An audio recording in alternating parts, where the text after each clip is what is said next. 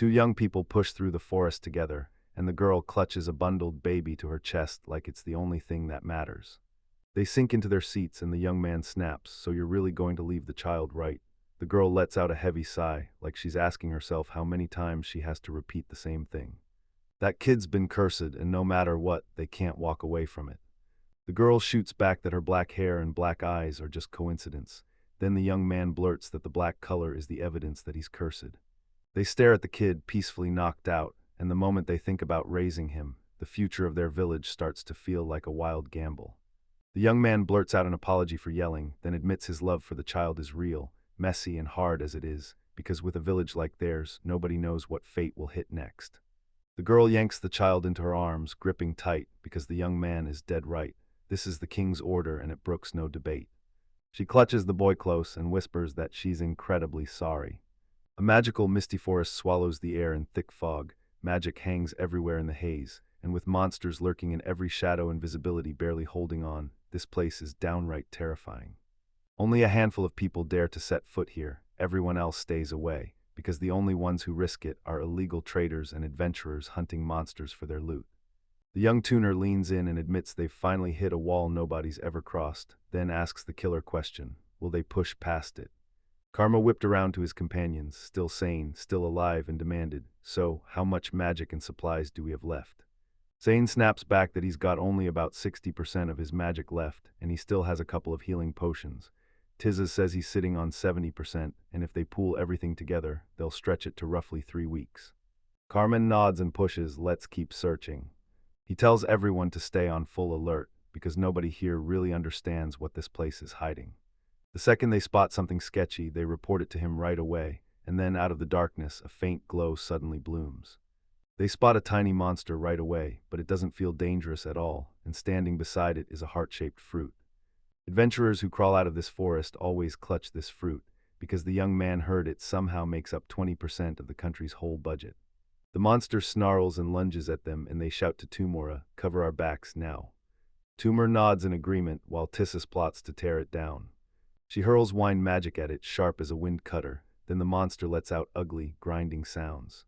Sign is ordered to guard the fruit, because if they slip up, everything will be for nothing. The young man roars for Karma to rip into that spot, and he's got Saiyan backing him up, ready to strike with him. Karma slams into the monster, yells "Tumor," then unleashes magic that fires a sharp, quick arrow right into the air, boom, sending everything flying in an explosion. The duo's double attack rockets straight at the monster. The monster lets out these weird, chilling noises, and then crashes down like it just got the life knocked out of it. Karma cracks a cautious question, "Did we pull it off?" Tumor answers flat out, "The monster shows zero signs of life, so yep, they won, and the fruit is still perfectly intact. Nice work, everyone." They already got 3 of those fruits in their hands. TISIS can't even wrap their head around how much cash they're about to rake in. Each fruit is worth a jaw-dropping 20% of the country's budget. But even then, they refuse to gamble again and hit the road back. Out of nowhere, darker, deadlier monsters come crashing into view. Then Tumor catches a sound, slams a hand up, and tells everyone to go silent because his intuition is insanely on point. Tumor whips his head toward the voice and it comes back like a warning. He's got wicked reflexes too. Then the voice clicks out the truth. Margaret doesn't look like she's here. The adventurers lean in and demand, "So, who is it?" Suddenly they spot a dark-haired, dark-eyed young man perched on a tree branch. Then the question hits them like a punch. Is he cursed? They clock the boy's jet black hair and eyes. Something about him screams curse, no doubt. But once you're cursed, life never lasts, no matter what, so maybe he just slipped into a costume and fooled everyone. Tizzy stares at him and snaps, "No way, I couldn't possibly end up in the forest dressed like this. That's not normal." The young man points at the monster and demands, "Did you guys kill it?" The young man keeps going, insisting, "We couldn't have killed it without real skill and magic, so that means we're not amateurs, we're skilled adventurers." Carmen nods, these guys are top-tier rank adventurers, and they've come to snatch that precious fruit. The young man snaps his arms across his chest and proclaims, "This is my turf, so get it straight, you're the vandals here." So he snarls that they should drop the fruit and get out of here. Say the word and he'll spare their lives, then Tumor shoots back furious. Tumor snaps and yells at him to lay out the plan right now, because they fought fair to steal that fruit for themselves, and the others back him up 4 against 1, while the young man knows he's about to beg for mercy. Why should anyone trust their words? They're standing right in front of you. The young man snaps, "These fruits matter more to us than our own lives. and the tumor goes berserk, spitting out even more rage. They think the kid's just some run-of-the-mill bandit, and the adventurers practically begged him to stay away. But now they're rolling out the feel-bad excuse, so they'll knock him around and drag him straight to the guild. The young man stares them down for a beat, then spits out that they've picked death right before he starts to speak. This young man keeps reading the spell, and Karma yanks his hand over his eyes. So tell me, is he really about to summon something? Karma slams the command to attack, all while he chants his spell like he's about to unleash the end of everything. Sane shoots her magic staff forward to bar the attack, and Tumor snaps a fast arrow right back. The arrow slams straight into the young man's stomach, but he doesn't flinch at all. It doesn't slow him down one bit, he just keeps reading the spell like the hit never even happened. A ghostly spirit materializes right beside the young man. The young guy in the hat screams, "Everybody hide, deadly hellfire is about to drop." He's not sure this spirit call will even work, but he has to believe it'll hit the summoner, so Sane fires the spell, and scorching flames swallow the young man whole. He smirks like he owns the place, because the truth is, that guy isn't even that strong. Now he's basically ready to be roasted meat. TZ tries to speak up with a shaky voice, but Sane never wanted to end his life. Tuna fires back, saying the young man just dodged every hit, and Sane somehow had it all under control. Then Karma tells them to take a slow retreat right now. Suddenly a weird sound slices through the air, so they whip around where the young man was standing, and as the spell's fog finally clears, the adventurers freeze, staring in stunned confusion. The spirit, heartbroken, tells the young man that the trees are gone, burned down to nothing. They're done being held back, no restraints left. Karma realizes a talking spirit is nearby, one that somehow shut the flames down, so yeah, now he's wondering, is this some big shot? The kid asks, and honestly, who cares? The spirit swears the adventurers stormed in to wreck its home and slaughtered their family, and then it snarls that none of them are getting out of here alive. Tumor whips around in full shock. Karma screams that they can't beat them, then whips around and begs Tissus to fire the teleportation stone, because they have to vanish right now. Karma grinds his teeth with relief that he grabbed this stone before stepping into the forest, because this spirit isn't in their power range. They've got to haul him straight to the guild. Tissus snatches the stone, but before he can even finish his sentence, time runs out. A cold voice booms out that it's not letting them go, ever. The dark-haired young man's hand slices straight through Tissus's chest. All the other adventurers stare in stunned silence as everything unfolds. The young man yanked his hand free and snatched the teleportation stone, because he just knew the people who came here would take it with them. The adventurers freeze in horror and scream their dead comrade's name as if the world just snapped. Sen's eyes are glued wide open. She doesn't even feel the spirit creeping up behind her. She murmurs that Sen likes to play with fire, but does she realize what it means to burn alive? The spirit vows to carve his soul onto the road of suffering for what he's done, then dares him to burn to ash. The spirit blasts with fire, then the last adventurers shriek in pure despair, and Sen gets swallowed by a massive wall of flames. The flames die down, and all that's left is the spirit and her charred corpse. Then she declares that he'll never resist again. Sina's still alive, weak, trembling, and moaning in pain as she begs, "Please help me." He lunges toward his companions, arm outstretched in pure desperation. Tuner's scream tears through the air, and despair crashes down like a tidal wave. A young guy suddenly shows up beside him and tells him, "Stop screaming like that, you're not helping." Then he presses the truth. They dressed themselves up as heroes, so why can't they even face death now? Tuner thrusts his knife forward and screams at him to back off, then whips it so close to the young man's face it almost kisses his skin. But he still misses. Then the dark-haired man yanks Turner's hand, forcing that knife grip right into his control. Tuner screams at him to let go, but the dark-haired man clamps down on his wrist and yanks him off the ground. Turner's strength drains away inch by inch, and his body finally starts to give out. Karma drops to her knees, drowning in despair, and demands the young man's motive. Why did he kill them? Even after their fighting spirit crumbled to dust. The dark-haired man fires back, demanding why they struck down a tree that never even tried to hurt them. The spirit clocked it. This crew was hunting fruit, no matter if the tree was alive or already dead. Then Karma's voice cracked with despair. "So what I'm supposed to ask, is it wrong to kill monsters?" The young man snaps his arms across his chest, nodding like he knows exactly. When the strongest falls, the weakest always breaks first. If anyone dares to hurt his family, they won't walk out alive, because once they took the fruit and fled, even more adventurers would have stormed straight to this place. They treat adventurers like a threat because they'll do anything to steal what they're hunting for, so when he told them to back off, they ignored him and the adventurers launched a full-on attack. They shoot each other a look, then the spirit snaps back that they can't just sit there while their homes get wrecked, because karma is about to come back for her friends. The spirit unleashes magic, tells him to stop fighting, and promises she'll make it painless. After it all ends, the spirit locks eyes with William, the young man, and tells him she's burned every single adventurer's body. Then William grins, thanks his sister Hinori, and lets out a breath of relief. He tells her to head back home without him, but she refuses to leave. When he presses her with why, Hino flashes a smile and says she hasn't been alone with him in ages. She leaned in and begged, let's go home together, like this was straight up a date, and William nodded yes with a grin. He tucks his arm at the elbow and asks permission first to walk her home. Then Hinori clamps onto his arm so fast she can't even process that Will really said yes. Grins lighting up their faces, they stride toward the spot they're expected to reach.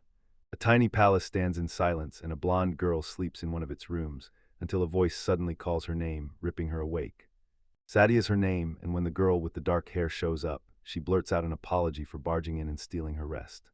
Sadia says, I'm good, everything's fine, and then shoots back, so what happened? The girl blurts that the awakened spirit has spotted a human child. Sadia blurts in shock, and the girl nods again, then tells him they also spotted 2 people at the gate right before the forest. Anyone who catches him can do what they want, but murdering an innocent kid like that is crossing the line way too far. They promised they'd bring the kid here, then Lady Sadia herself would make the call, and Sadia wastes no time, offering to head out right away. They charge ahead, then out of nowhere, a scream rips through the air. It's the girls' thrilled scream as they crowd around the kid, spotting that bright smile, marveling at those tiny little fingers, while the whole line of them braces to scoop him up in a hug. A girl screams that she already told him to shut up, because Malady is coming. One of the girls blurts out, I can't help it, he's seriously adorable, and offers the baby to the other girl, who awkwardly agrees before she knows what hit her. She scoops the baby into her arms, and he yawns instantly, all cozy and sweet. Then she bursts out in delighted excitement. Everyone's totally smitten by how adorable this boy is, and the dark-haired girl quickly tips her head, apologizing to Sadia for all the fuss. But then she clocks the woman's oddly tender expression. Sati gushes that the child is angelic, but the girl blurts out that he's human. Then dark aura snaps around Sati out of nowhere. She snaps, insisting the child isn't human at all. Seriously, this kid isn't just human, she's an angel wearing a disguise. The girl's frozen in shock, so tell me, is Malady even thinking straight? Sadiu flashes a smile and promises they'll take care of this child, and the girl blurts out in stunned shock. Sati got hit with a new request to rethink her choice, because nobody else wants to look after the kid, and now she's stuck thinking it through. Suddenly, 5 girls crowd in, begging to take care of the child, and Sadia cuts them off mid-sentence with a sharp wave of her hand. She declares, I'll take care of him myself, and the girls instantly blurt out that the Empress is way too swamped to do it. The girls keep battling for custody, and Sadia just breaks down, tears spilling like she's given up. Suddenly, the dark-haired girl slams her fist onto the table, her irritation bursting out. If they all want to look after him so badly, why aren't they all doing it at once? If they want this so badly, they'd better treat this kid's life like something priceless, because you don't mess around with it. The girls nod in sync, yeah, we'll train him together. And with them by his side, he'll grow into a real, well-rounded person and soak up everything they can teach. They've got to balance what he already knows with what he needs next, so they drill him in arithmetic and military arts, then they teach him tolerance too, while Sadia watches the child with a soft, tender kind of care. Now William heads back home, slipping past a group of chatting girls. The moment William and Hinori step back in, they spring up grinning like they've just struck gold. They beam at the girls, still clasping hands the whole time. The girls shoot back their greetings. One of them blurts, so are you 2 on a date? And Hinari-style grins like he just won the lottery, saying it's not luck, she only said yes because he asked her out first. And then the spirit lets him press his hand to her chest, and it looks like Will genuinely loved it, because the girls burst into squeals of pure delight. William lets out a soft sigh with a smug, indulgent grin, because she's the one who put his hand there in the first place. Now he's about to run to tell his mother, and that's when they call it goodbye. Kinori can't wait to brag to the whole village about his heroic feat and his date, so Will waves him off and tells her to stop exaggerating. As the young man steps up to the building, the tiny creatures burst over and greet him. Right away, they announce they want to play with him. William shoots back that he has to talk to his mother first, but he swears they'll play right after, so the creatures light up cheering William promised. He bids them farewell, turns to greet the young men, then strides right into the hall. The servant comes running in and says he's swept the uninvited guests right out. Satyam bolts off the throne in a heartbeat, tears spilling from her eyes, and charges straight into Will, then throws her arms around him and hugs him like she'll never let go. She bombards him with questions about his condition and demands to know if he's feeling unwell. Then he swears to her that he's fine, and the village is left spotless, with every trace he could have hidden completely erased. She cradles his face in her hands, and Satyam's relieved smile says it all. Thank goodness he's back safe and sound, but if Will had come back wounded. If that happened, she'd have snapped and gone mad, but the spirits handled it, and that meant Will stayed safe so she could finally stop worrying. One of her servants urges her to steady herself, no matter how her nerves scream about Will, because the truth is, he's been fed only half the story. Sadieska lets out a heavy sigh, climbs back onto her throne, and loudly praises Will for crushing the job. If the adventurers find their village, they'll crash in and attack on the spot, because these people are cruel as hell, and there are too many of them, so you can't help but picture what they'd do to her children. Will tries to stop it, but the young man insists he doesn't deserve this honor. Then Sadia cuts in, tells him she'll grill him for details later, and orders him to rest for now. Will nods hard and thanks her, then clicks the whole thing shut. His report is finished. Then he calls her Mom, and she greets him back with a soft, tender smile that melts the whole room. He also steps up to greet Jenny and Minnie, standing on either side of the Empress, and the girls greet him right back. This is everything he's got, his family, his friends, and the village that raised him. And he'll stop anyone dead in their tracks, no one's getting a single finger on them. Night smoke curls up from the fire as people huddle close. Nearby, a harnessed horse waits while a bound girl sits just out of reach. The man flashes a grin because somehow luck is blasting in his favor, and suddenly he's the one catching an elf of all things. After all that grind, they're ready and desperate for their reward, but the elf girl just won't talk, staying stubbornly silent. This time, luck finally struck, jackpot in their hands, and they're getting paid the way they deserve. Still, one guy panics, thinking they won't make it out of the forest alive, but he's told, calm down, they'll take the usual route. The man slams into another bound girl and snaps that it was a mistake to bring her along, and she breaks down with tearful pleas, begging him for forgiveness. The elf girl shrieks as the man swears he'll only leave her alone if she doesn't fight back. Then he twists it, bragging that he only kicked her, not hit her, because she's expensive. Unlike the elf girl, she's a total failure. Nobody's going to lift a finger when she dies. A woman her age should have had some muscle and pride. No one wants a fragile weakling like her, and the man lashes out and kicks the girl again. The elf snarls through clenched teeth, and the man coldly snaps that he could have just sold the girl into prostitution. Then the elf shot an apology your way. She glances at the girl beside her, even as the lilies keep on chatting away. Suddenly, the draft girl snaps her head toward the bushes, and hears a rustle, then spots a snake staring back at her. The Empress's castle erupts, sparks crackle, the walls rumble, and then, boom, William surges forward without hesitation. The young man battles the spirit in close combat. He lunges in with a sword swing, and she snaps up magic to block every hit. William grunts with satisfaction, slips past her strike, and lands right behind Hinori, locking her in place before she can move. She lunges for the exit again, then freezes because she knows it won't matter. Shoulders slump as she lifts her hands in surrender, and he's already shut it down. She storms off, seething because the spirit has struck out again, just like before, and she can't wrap her head around how William leapt clean over her blazing plumage. William says she always stays just out of reach, then he admits his plan. If he could finally close the gap, he figured she'd crack, panic, and unleash her spell. She crosses her arms tight over her chest, and yeah, she expected it, but William actually choosing to take that risk still knocks the breath out of her. Now she keeps getting beat by him, and it hurts because she's his sister, and somehow she can't reach him or help him. William gently strokes her head, because no matter what, she's still his sister, and if he's this weak right now, how's he supposed to protect her? She spent her whole life shielding him. Now it's his turn to pay her back and protect her right the same way. William keeps stroking her head, and then a nearby voice cracks, "Look at you two, real lovebirds." Will steps up and tells her, "You're the one who taught me to put my feelings into words," and the girl bursts out laughing like, "Yep, he's right." She stares at him with Hinori, and jealousy slams into her. Then she flashes a smirk and blurts out an apology. Jinori blurts out, mortified, realizing how long she's been standing there, then immediately apologizes for ruining the date, because she just needed to grab Will for a minute. Will blurts, "Is everything all right?" She smiles and says, "Yeah." Then Will clocks the truth. He knows the mercenaries crashing into the forest. They usually shrug them off since there's no real danger, but this time they've seized an elf tied to a contract with the spirits. If the spirit knows where their village is, then the elf definitely does too, and that spells disaster. They're probably camped right on the forest's edge, and no one knows when those invaders will strike the village. They have to wipe them out right here, right now, so we'll better be locked in. The second he arrives, he has to summon her, and he pushes the idea to go together.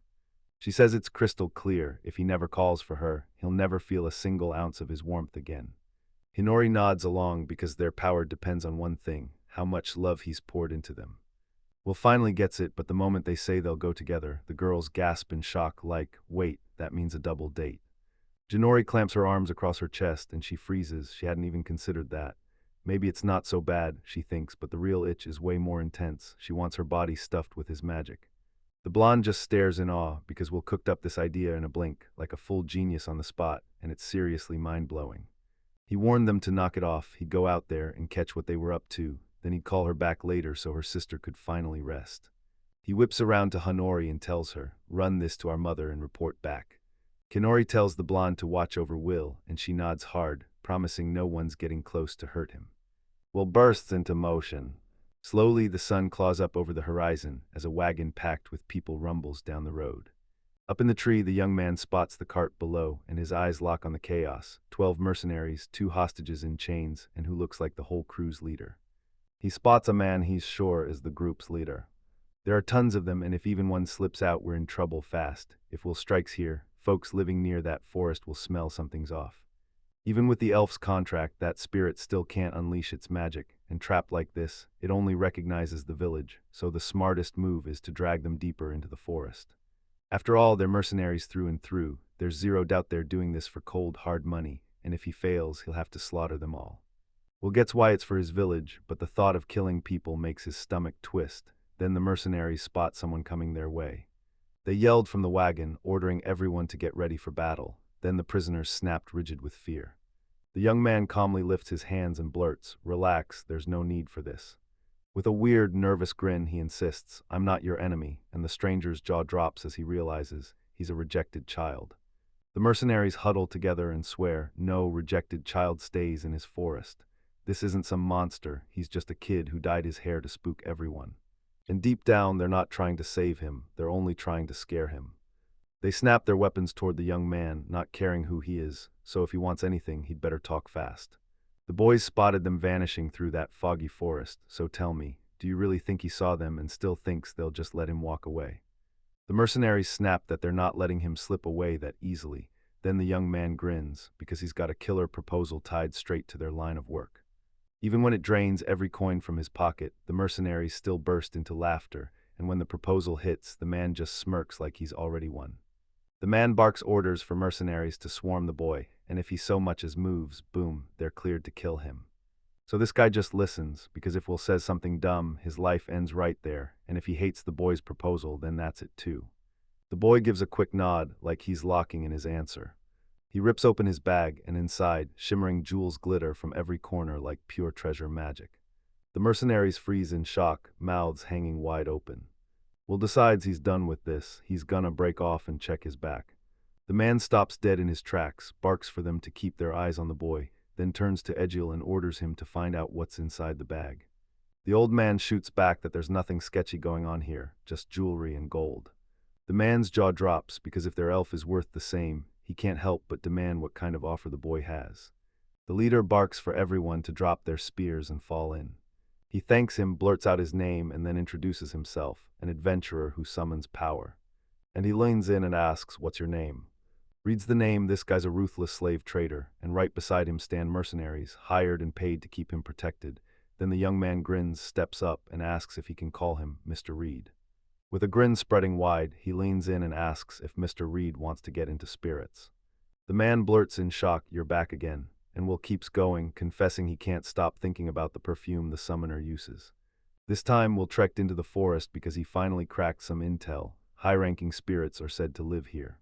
The man stared at the boy, totally stunned, like he couldn't believe his eyes. Will flashed a grin, and you could tell he'd just been hooked. This young man is desperate to sign a contract with as many high-ranking spirits as he can, but right as he tries, the monsters lurking around him shove themselves into the way again and again. Will realizes signing the contract puts him way too at risk, so he begs for protection while it all goes down. And just when you think that's it, he can sweeten the deal with a bonus too. After he signs the contract, the fate of this village is totally in their hands. His eyes snap wide like he just saw the impossible happen. So yeah, every treasure in this stash is the payoff for the deal Will's pushing for, and it looks like he'll do whatever it takes to seal that contract. But there's one thing Reed still can't wrap his head around. Why wouldn't Will's fellow recruiters trail after him? After all, that would cost way less. Will nodded, thinking the exact same thing. Has this guy even heard of the A-ranked team, Ishinaki Makin? Word is they're still stuck somewhere in that forest, and now panic's spreading fast, so people just shut him down and denied his request. He had no choice but to plunge into the forest alone, but he couldn't sign that contract safely, so he turned back, only to run into them by accident on the way. This is the cursed forest everyone whispers about, the one that wiped out a whole A-ranked team, and somehow they're the only ones left. And yeah, the mercenaries kept their guard up, because this forest doesn't forgive mistakes. So yeah, they need to know he's got a dependable partner. Left on his own, this young guy can take on 2 or 3 monsters, easy, and if they doubt him, he'll prove it. Reed nods in agreement and tells him to prove it. Then the young guy clears his throat, steels himself, and gives a firm nod. He spits out the spell's words and the air starts to crackle. He calls forth the yellow-throated snake, Zemian Garcinia, and just a second later, a fair-haired girl steps into view before him. He blurts out in shock, "Wait, is this the spirit?" Will says she's his partner, she's a spirit of the earth, and her name is Radio, and the men just stare at her in awe. Suddenly spells rip through the air, and one of the hostages finally breaks free, blasting them with vicious water magic as they come under attack. Then the magic streaks straight toward Will. Radia slams her barrier and stops the attack cold. Will can't wrap his head around his own power, and it looks like that girl has a strong bond with the spirit, because the elf snaps, outraged. How dare he? How dare that young man blurt out the village's secrets? Does he not realize what's coming the moment its existence hits the world?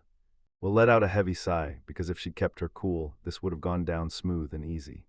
Will snaps, "I don't care, I'm signing a contract, and all that matters to him is one thing, whether it pays him off or not." The girl grits her teeth, furious and unmoving. He realizes there's no point trying to explain it to her. Reed roars at him to snatch the girl without a single scratch. She's his prized treasure. The mercenary flashes a grin and promises the young man a hefty reward if he follows through. Will says he doesn't need his reward, but he's wrong. This job demands compensation, and the reward stays with him right up until he finally signs the contract. The man blurts out yes right away. That man is betting everything on him, so when the Will boy hears his promise, a bright smile cracks across his face. The elf roars out curses at him and lunges in to attack again. This time the young man turns to Radia and demands she step in and play along. She slams a ground prison down like a trap. An earth prison snaps into existence out of nowhere. She shuts the girl in like a trap. The elf shrieks it's impossible, and Radia can't take her eyes off her. How did she pull that spell off so fast? The young man whips around toward Radia. They can't grab her if she snaps that cage shut, so he demands they hogtie the prisoner's hands and feet, gets quick nods all around, and then calls down an earth bond. The elf pleads with the girl not to hear him out, then turns to the young man in crushed despair and demands, what on earth did he do to her? At the very end, the girl's mouth is gagged, and Will closes in on Reed. The man truly believes it will happen. Rita couldn't believe it, but she actually smashed her way out of the handcuffs. Will leans in and asks if she's the spirit's owner, because her spirit is so fierce it can snap the handcuffs in seconds, but Radia is on a whole different level, and she's stronger than that. They clasp hands, and just like he promised, the man steps in to accompany Will. The man flashes a grin, like we just met for the first time, and he's already clocking us as future business partners. Will tells her to save it and talk about it later. The man whips around to his companions and demands they treat Will like a savior, no disrespect. Then he signs the contract, and just like that, they're bound to be his companions. The mercenaries can't resist joining forces with anyone they believe in, and once their heart and will stay locked in, nobody has the power to stop them. At last, the man snaps and decides to act, then he whips his gaze to the hostages. He charges right up to the elf. Reed glares at her with raw resentment. She wanted to run, so fine, she's better get ready to pay for every second of that escape. Once the trip ends, he'll hand over the power to decide how to punish her, and if she's furious, she can rage at her own dumb choices. The girl trembles just a little, but it's enough to give everything away. Reed bursts into loud laughter, and the girl drops her gaze. They jolt along together in the wagon as the mercenaries chat and banter, while Will keeps his mouth shut and stews in silence. They pushed on down the path, and Reed strained to spot any monster. Nothing showed up at all, like the beast's spirit was keeping its claws off the road. At last, Will realizes they've finally reached their destination. Every mercenary leaps out of the carts and crowds in behind Will. ready for whatever's coming. Reed smirks, already picturing the moment he signs that contract, because the second he does, his power turns everything into a fortune. Will announces he's kicking off the contract ritual right now. Everyone here better stay on high alert. Everyone crowds around Will, locking in a tight circle, while that guy lingers by the wagon with a smug smirk. Will whips around, locks eyes with Radia, and shouts her name. Then he coldly orders her to kill everyone, no mercy. Just seconds later, a gigantic snake slithers in beside them, like it's already hunting. It gobbles up one mercenary after another, like nothing stands a chance.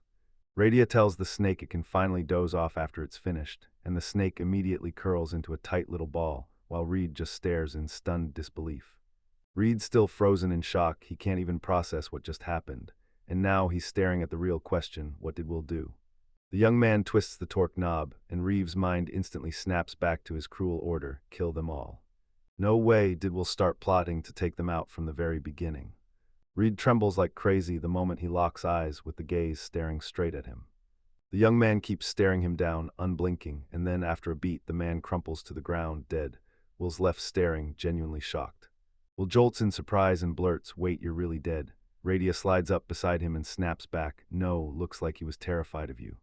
Radius grins and tells Will she loves seeing that reaction on his face, especially with his size, and she doesn't care a bit what anyone else thinks of him. But if his sister says it's okay, then everything suddenly clicks into place. At home, Will would never let that side of him show to just anyone, so Radia is practically smiling with relief. They grin at each other like they just shared the best secret in the world. They spot the hostages, and the elf steps in without hesitation, throwing her own body between the danger and the other girl. Her bitterness only sharpens as the young man closes in, and he tells her with a grin that everything is perfectly fine.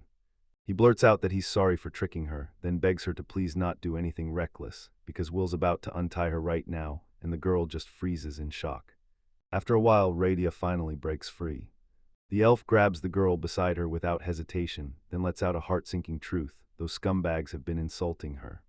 They call her damaged goods just because her proportions don't match everyone else's, then Will go still for a beat and snatches the girl up. He slams his words down and vows he'll drag the girl straight to their village. But once she's there, they'll slap restrictions on her. Still, it's way better than leaving her trapped here. He also snaps that the elf is coming with them, and he's not even bothering to ask for her consent. If she says no, they'll cut her down right here, right now. The girl winces hard, then finally nods and agrees to go with them. Will orders Radia to watch over the elf and the bodies, because if that girl's wounds don't get treated right now, everything goes bad fast. So now he has to race home, no delays, no excuses. Radius grins and points out the truth. Will almost never cares about anything except spirits, so seeing him interested is downright rare, and she knows it. Radia whips around to the elf girl and snaps that she'll handle the mess, so she demands the elf girl play nice and be a good girl, right now. The elf gives a curt nod, and the young man scoops up the girl and dashes back home. The moment he comes back, Hinori barrels in, eyes snapping to the girl in his arms, and she fires off, "What happened to her?"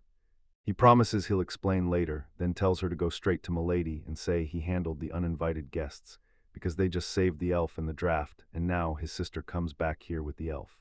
The girl's in critical condition, so he has no choice. He has to race to heal her wounds. Will gently lays the girl on the bed, then presses his hand to her forehead and her stomach. His hands ignite with a gentle, pulsing glow. That's it, at least now her life isn't hanging by a thread. Will stares at the girl for a beat too long, like he's staring into his own reflection, and then it hits him. She's not like anyone else, is she? Without the others stepping in, he might not make it to the end of his thought. Then a brutal, loud cry shatters the moment. Hinori's the one who dragged his mom here, and Sadia immediately erupts, saying she heard him bring that girl home and tuck her in. Then she snaps back, "Are you kidding me? It's way too soon for this." Hinori flashes a grin, and Sadia drops her hands to her head in crushing despair, while the young man turns away, cheeks burning with embarrassment. Will shoots back, awkward as hell, insisting it's just a misunderstanding, then promises his sister will come back and set everything straight. Then he snaps at Hinori, begging her not to throw out answers that vague again, before it sparks another mess, and the girl quickly looks away like, "I didn't mean it, I swear." Will can't wrap his head around it. She said those words with a smirk, and Sadia instantly realizes she's jumped to conclusions again. Hinori glares back at her, pure indignation blazing in her eyes. Hinori says it's simple, Will always looked so calm, and she couldn't resist the idea of finally seeing him break and show that anxiety. Sati flashes a soft, fond smile, pushing for Will to finally show real emotion. Inori backs her up, nodding hard, yet Will just mumbles under his breath, all resigned like, I still don't get why this is such a huge deal. Radia barges back in, clutching the elf like a trophy, and the elf snaps that the girl was way too rude, then demands she start being kind. The trio stares at them like they're guilty, and Radia snaps, furious, why are you looking at me like that? I didn't do anything to her. Radia snatches the elf girl and slams her onto the floor, then roars for her to get up, only for the girl to blink around in pure confusion, having zero clue where she even is. They told her this is where spirits have been living since ancient days, only the ones who have stepped foot here ever truly know. She snaps her eyes wide with pure wonder. Will catches the spark in her face. Turns out she's already made a contract with the water spirit, and just like that, her choices convince him she's someone he can trust. Will warns if he catches her betraying him, she's done for, no second chances, and the girl grimaces like she just felt the blade. She snaps right away, how dare you talk like that in a lady's house, then whacks him on the forehead and boom, a full fight erupts. Will told her, I'll spill the details once the draft wakes up, until then you're getting a little rest.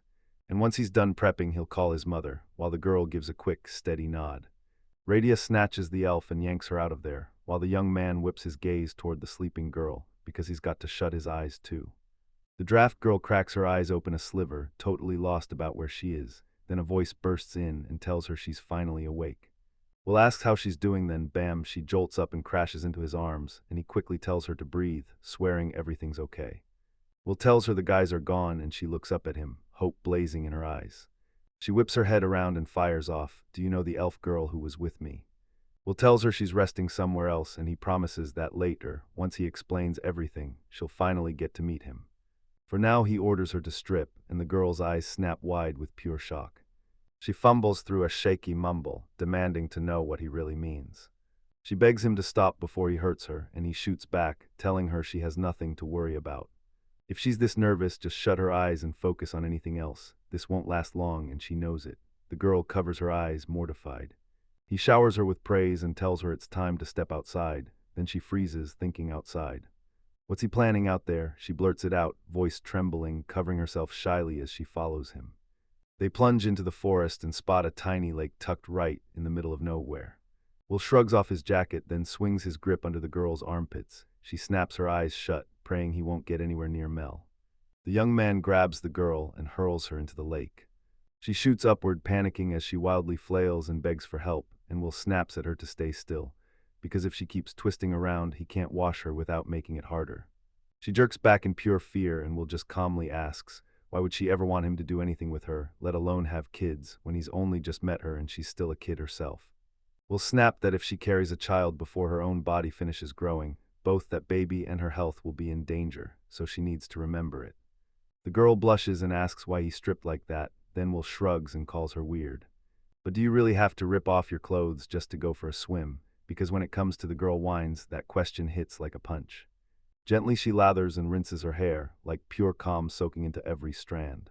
She's totally obsessed with the fresh scent of the stuff that scrubs her hair and body, and Will breaks into a grin just to warn her, don't let it near your eyes because the second it hits, they'll sting like crazy.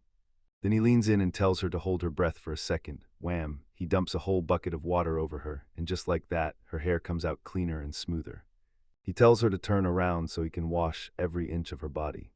The girl insists on washing herself, but Will snaps at her, calling her stupid. They're racing against the clock because someone is waiting for them, so he orders her to stay quiet and not fight back.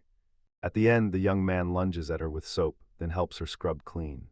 He hands her a fresh set of clean clothes and tells her to wear them, at least for now. Will finally demands they're done, then shouts that everyone has to show up early today and to use magic. Tiny creatures pop up in front of them and stare at the girl like she's the most interesting thing they've ever seen. The girl stares in shock. Fairies, right here. They're not supposed to show up in public, but somehow today they've slipped out anyway. She locks eyes with Will, frozen in place, completely mesmerized. There's something painfully kind about his face, and she swears she's never seen anything like it before. He gives the fairies a quick wave goodbye, then tells the girl, come on, we have to go. They're counting on us somewhere else. The girl keeps her eyes on him for a few beats, then sprints to catch up in seconds.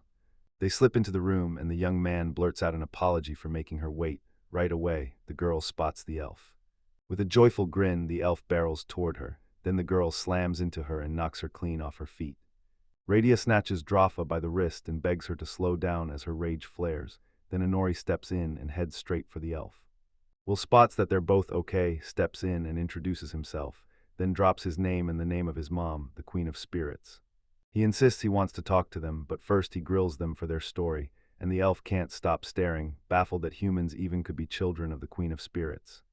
Everyone whips their heads toward them, desperate to see what happens next. Maldina the elf goes first. She thanks them for their help and introduces herself. Her name's Maldina, and she's an adventurer who keeps moving from one place to the next. Draft whips out a name, Canaria, and the moment she's introduced, you find out she's traveling alongside Maldina. Will snaps that there's one more, then begs her to stop hiding, because he can't stand playing like she isn't there, and he's sure she won't just stay silent. The spirit confirms it, he really can see her, even after she tried to hide herself so only Maldina would. Then she beams and thanks him for stepping in to help her charges. She's a water spirit bound by contract to Maldina, Misery, a spirit who should have stayed fairy-sized, only to grow up anyway, and now she's got almost no magical power to back her up. Sadia's eyes widened when she realized Will had brought someone along with him. She couldn't believe it. The three girls' eyes shine so bright it's unreal, and she can't help but wonder if exposing them is a move that won't blow up in her face. Sadia strides up to Canaria and gently strokes her head. Like Will warned, something's clearly off, because the flow of magical power has been thrown out of rhythm. Will felt it the moment he started healing her. When he poured magical power into her, it didn't flow through her whole body like it should. Seeing that, Canaria nodded, because the same thing had happened before when the girl's fever had raged on for days. Will realizes he's living the same nightmare he had as a kid. This disease shuts down the magic in his body so it can't flow right, and for most people, the fever is the end. Even if they somehow scrape through alive, their magic power is crippled, their movements get slowed, and all that raw physical strain burns them out fast, so they can't grow right. Canaria watches William and says he's finally growing right. Then William snaps back that the disease isn't doomed at all. It's curable, you just have to bring the original circulation path back online. His family pulled him through it all, and he still has no idea how to repay them. The girl fumbles, awkwardly clapping her palms to her chest. She woke up feeling amazing, so does that mean something big is about to happen? Will leans in and finishes the thought. He's already put her magic circulation back in place, so she won't burn out so fast anymore. She'll need a little time to fully get back on her feet, but right now she's overflowing with happiness, and she thanks him from the very bottom of her heart. Sati fires off the question, what are you all planning to do next? And yeah, she can't do everything you ask, but she's determined to make sure you leave feeling awesome. Maldina fires back that she's not done adventuring. She craves new, fascinating places, so every trip teaches her something fresh and makes her life feel worth it. Kanari fires back that she wants to hit the road with her too. The spirit bound by contract to Maldina won't leave her side. Where she goes, it follows. Sadia snaps his gaze to Will. She wants nothing more than to give the girls everything they're asking for, but she can't just toss them out there alone into the outside world. So she wants them to go together right now. Sadia tells Will to watch the girls and walk with them. At first the girls are upset, but the moment they hear it, their faces light up and joy floods in. Then she demands he bring himself back alive, no exceptions. Will nods immediately, ready to follow her command. He bows low and humbly obeys Lady Sadia's command. He whips around to the girls and tells them, tomorrow morning we're doing this trip. Silence crashes over the reception hall for a few tense moments. Suddenly Sati's peaceful face cracked, tears flooded her eyes, and Jenny snapped her eyes open in shock. Sadia's sobs tear through the room, then Will turns and walks out. Jenny and Minnie rush in to soothe her, because this whole blow-up is the same problem they tackled yesterday. But even so, she's going to miss him like crazy, and Will launches on his journey. One of the residents straight up tells them, if anything goes wrong, come tell me, and promises, you can come back whenever I'm free, once I step out of the village's protection. Then they just nod like thanks then. Out of nowhere, a monster lunges from behind Will, but he slams into it with one brutal strike and knocks it clean away. The girls stare at William like he's built out of pure power, and they even clock that the forest monsters look almost harmless. The spirit clocks that William's ice cold, and he just grins. I've been dealing with the forest monsters since I was a kid. I know exactly how to handle them. Maldina can't wrap her head around it. How could he not stop those mercenaries immediately? Will realized the mercenaries were gunning for his family, and the real nightmare hit next. If he let them live, word would spread and the village would be exposed, so he wiped them out. Will snaps around and demands, Hinori, what are you doing here? It looks like she's been caught red-handed, but William insists she never even bothered to hide it. The girl realizes it's her brother's first time out of the forest, and the poor kid is trembling with nerves, so she decides to walk him all the way to the exit, and William thanks her. Will remembers it's patrol day, and Henry is supposed to be there, so when the girl awkwardly waves him off, she insists everything's totally fine. She begged her sister, Diana, to step in for her, so that young man wouldn't have to worry for a second. After a while, a wild tingling crawls through Canaria's body, and the young man tells her, "Hold on, this is going to happen every single time until you're fully healed," so she has to stay patient. She has to sense the magic pouring off him, racing through her like fire, mapping her own flow of power, because that's what makes her body strengthen faster and stronger. If Canaria is really headed out with Maldina, she'd better toughen her body first, because as soon as she nods, Nari suddenly steps in and calls her name. She says from the outside it looks like William and Ku are just having fun, and the moment the words hit, the girl blurts in pure embarrassment. Canaria snaps that William is only treating her, and Inori bursts into laughter like she already knew. William locks eyes with Inori, then whips around to face Ku. If she's ready, he'll train her from the ground up, body-strengthening basics and killer self-defense moves. For now, Will can't get her to dodge monster threats as fast as he can. She'll only catch up a little later, and Canaria agrees. She's really hoping he won't make it hard for her. She's totally on board with it. Ku's already convinced she's about to land in trouble again. She can't fight, period, and she's desperate to get stronger so she can protect everyone. Once Will starts teaching her, she'll have to rethink how she talks to him. Hinori lets out an odd breath, so will Kuna finally become William's student. If that happens, she gets to call him teacher or even master. Ku tells him to call him master. William tells her to call him anything she wants, and it doesn't bother him one bit, because her treatment's finished for today, and Gunaria beams as she thanks him for his help. Then she bolts off to Meldon, and the young man can't stop thinking about his nickname. Inori starts laughing, says she's glad the pretty student is here, and immediately tosses him a fresh new nickname. Sadie leans at the window, staring with heavy eyes. 15 years have rumbled by since Will first appeared in this village. At that moment, pure joy flooded her, because they finally managed to help that child. Back then, she seethed, if she couldn't raise the kid, then at least she'd give him a name, and they had no right to argue with her. Then they realized the kid never once cried, just broke into bright smiles again and again. But when it really comes down to it, she can't drag herself away at all. She even starts missing it, and Inori would still show up to see him on days she was stuck working. She can't help but admire how strikingly beautiful William is, and how quietly gentle he always seems. A piercing scream rips through the palace, and inside her office, Sadia freezes. She's done with being queen and only wants to be Will's mom. One of the maids bursts into the office and yells for Sati, because the second they look at William, nobody can make heads or tails of what's happening to him. Something's seriously wrong. He won't stop sobbing, crying like every tear is ripping through him. Meanwhile, the girls try to soothe the boy, but every attempt crashes and burns. Will has never cried like this, and he looks like he's drowning in pure pain. Sadia storms into the room, scared out of her mind, then blurts, "What happened?" The girls are just as clueless as she is, and then it hits. Not long ago, he just started crying, and the pain on his face is unbearable. Sadiam grabs Will's attention, begs to trade places with her, and marches right up to him. She strides up to the crying crowd, and the second the sadness hits, tears spill into her own eyes too. She drops her gaze, and suddenly it all clicks. She realizes exactly why that child was left behind. The girls press him, "What's wrong? What do we do?" And Sakim shoots back, "Get everyone near that precious tree to hand over their share of the fruit." Sadius orders them to promise her they'll thank her later. No lies. Then the girls bolt, screaming at the top of their lungs. Sati tells them William's body is wrecked and his magic is already slipping away, and Jenny and Minnie jolt awake in sheer terror. You'll barely believe it, but it's real. William's jet black hair and eyes come from the sheer force of his power, which basically rewrites his pigmentation. Her power is way weaker than his, and everyone around them is stunned to the bone. Magic power keeps stacking up inside a kid who's nowhere near grown, and while it normally gets released, there's no way to let it out at that age. The magic has nowhere to hide. It starts spiraling out of control, faster and worse with every second. Leave it like this and that kid is dead right then. They've got to step in now. That's why his parents vanished and left him behind. His parents never knew, but the real trigger was the surge of magical power. The girls clutch their chests, panicking hard, but Will is still just a kid. One of them barrels up to Sadia and blurts out whether she can help, and the Empress snaps orders for everyone to get it together, right now. William is clawing for his life, refusing to go down, and they can't afford to quit. If they could snag fruit from that precious tree, it might help, but it won't fix the real problem. Now we've got to break this kid's seal and unleash his magical power. Someone has to strike a deal with him, and that person will become the vessel that's going to hold his magical power.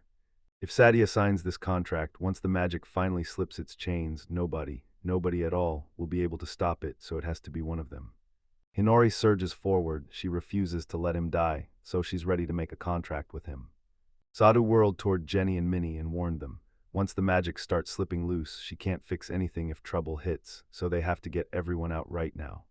Satyam snaps at them not to bicker with her, then demands, clear, and the girls scatter fast to get it done. Satyam snaps into action and starts reciting the spell. But no matter what they try, it fails. This contract only holds if the spirit and the person who signs it both willingly agree.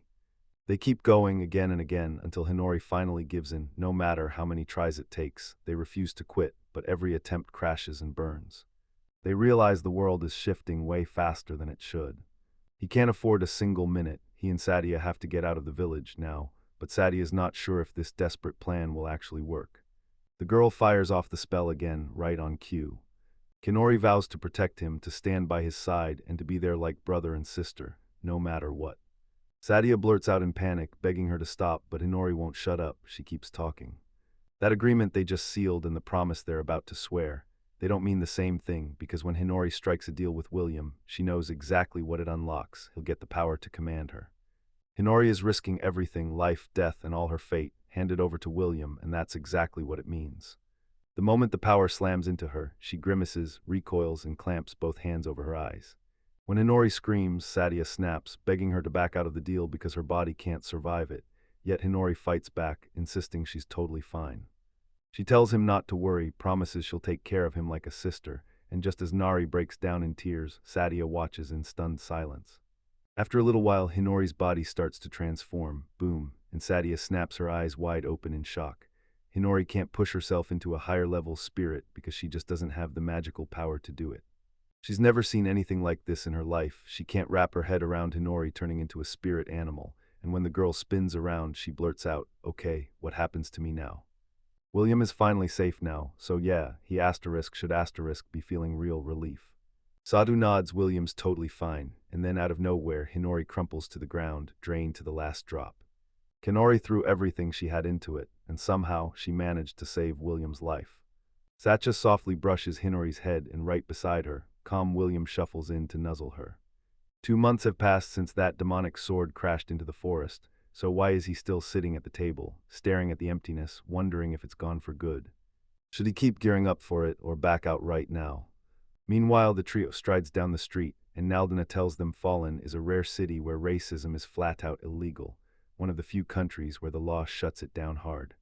They're all from different races, but she's heard black hair and dark eyes are treated like an abomination, yet when she looks at him, it feels like nothing more than rumor. Will shoots back that it was pure luck he survived, because honestly, there's no way he should have made it a whole year. People call it annihilation, that ugly abomination, and it's basically this: magic overloads beyond control. In cases like this, the magic runs wild, way beyond what normal people can handle, and it takes around a year for the stolen magic to finally fade, turning their hair and eyes black again, and that horrific process is what they call the disappearance of the abomination child. He's alive because his family gambled everything to pull him out of death, so yeah, that's why he's here. Maldina gives it a knowing nod. She tells him, don't worry, Vatikarna won't lay a cruel hand on you, but she warns that the locals might throw him off in surprising ways. He shoots back that other people's opinions don't matter, and out in the real world for the first time, Will commits to the wisdom of the more seasoned seekers. Canaria admits she's terrified she'll never truly grow up, but she clenches her teeth and decides she'll get stronger body and mind, no matter what. They charge ahead. Will says they're boxing in their territory with stone to mark the borders, but the elf shuts that down immediately. They ring the city with a wall like it's trapped in a cage, and Will blurts out, wait, what's the deal? He figures out that if Hinori was here, she'd rip their magic out on the spot. Then Sister Daya would shut the whole thing down in a heartbeat. Maldina grabs his attention and warns him not to underestimate the barrier. It's packed with weird, abnormal magic, yet Canaria smirks and says it's pointless, because the master has finally stepped out for the first time. The guard ushers them into the city of adventurers and demands to see their identification. Maldina thrusts her ID into his hands, but Will just rolled in from the countryside with nothing on him, so she heads to the guild to get him an ID made. The guard gives a sharp nod and tells them to go on, enjoy the city of Fallen. They stride through crowded streets where humans and beastmen pack the sidewalks. The elf grabs his attention and demands he follow her so they won't get swallowed up, and then they press closer to the gate. The second they step inside, they're met with questions. How can we help? And then they spot it. A whole crowd of different races packed inside, chattering and busy, all tangled up in their own business. They stride up to the girl and the elf snaps, "I'm her name. We came to register 2 adventurers." At a nearby table, a few men spot Maldina instantly and start praising her gifts. Then, out of nowhere, someone yells at the young man. The young man stands there staring at another young guy with pure fury, like, "Why would you dye your hair that color?" Because there's no way he's getting away with this stunt, and every adventurer knows they won't tolerate nonsense like that. Sarika, the girl behind the bar, tries to calm him down, but Koza snaps that anyone who thinks they can land a job just by looking pretty isn't really the kind of person worth trusting. Will calmly says he has no idea why everyone thinks he's angry, because his black eyes and black hair are his own, and the room instantly freezes as everyone stares at him in stunned shock. Koza won't buy it because if it's real, then this guy is a total menace. And tell me this, how are they letting someone dangerous live right in their town? Maldina steps up and snaps, "Stop talking about my friend like that. Yeah, it's true, but the master is anything but dangerous." Koza smirks at his team like, "You just don't get it," and before he can finish, Maldina cuts him off. Everyone knows, period. Koza's eyes fly wide with disbelief. Are they really saying he's a nasty kid? They knew how lethal he was, and they still dragged him to the city anyway. Tell me, do they even realize what they've just done? She shoots back that none of it matters to her, because if Will really is who they claim, then how could he even exist in their world? Koza snaps, "Don't regret it." Then he leans in and says he's leaving the city soon, because he refuses to die here. The elf flashes a warm smile and thanks him for the advice, but after everything they've survived, she trusts her own hard-earned experience more than any story he's ever told. The man snaps his tongue in annoyance and storms out of the tavern. The other adventurers finally snap into motion. Maldina shoots Sarika an apology, then pleads, "Do this for me," and the girl nods right away. Sarika tells him to fill out the registration form and swears she'll write it for him, but the young man shoots back that he'll do it, then yanks the sheet back out of her hands. Sarika stares it down, nods, everything checks out. They'll hand him an ID soon, and he just has to hang on a little longer. Suddenly, a man launches a brutal kick and smashes the tavern door wide open. A man barges into the tavern with his crew, then charges straight up to Will before anyone can even blink. Right away, he blurts out that this young man can't just do whatever he wants in this city. Will whips around and ignores him. He doesn't need orders. The guy's annoying the hell out of him, so Will snaps, "Shut up." The man bristles with indignation, but Will isn't backing down. He'll listen right up until he finally kicks him out. Will scoffs like, "Isn't this exactly the type of person they usually kick out?" Then he tells Sarika, "Don't worry, I'll be back soon," and pushes her to finish the document issuance process. He steps outside and there's already a whole crowd of adventurers waiting on him. Maldina shoots him a tense reminder, "Battle is fair game, but you don't get to kill." Will stares at the girl in shock. Are they seriously not allowed? If he takes him out for good, it'll wreck everything he's about to do. Will's the one who has to incapacitate him, and Will nods because he's got to bring him down without killing him. The adventurers fire off an impatient demand, "Can we stop whispering now?" In the end, he doesn't drive those girls off. He steps in and even takes care of them. Will cuts him off and snaps, "If you've got time to talk, then why don't you call me later?" Right behind Will, an adventurer suddenly strikes. Then Will simply slips aside like it's nothing. With a sly smirk, he taunts, "So that's a greeting," and the other guy erupts into loud, furious swearing. Will rushes in to challenge him, but the guy barely even knows what to expect from these wild, no-warning hits. Then the man snaps, shouting at Will to shut up. Then he fires off his accomplices and launches them straight into the attack. Will easily shrugs off attack after attack, mowing down the line and scattering the adventurers. Then he swings right back with a brutal counterattack.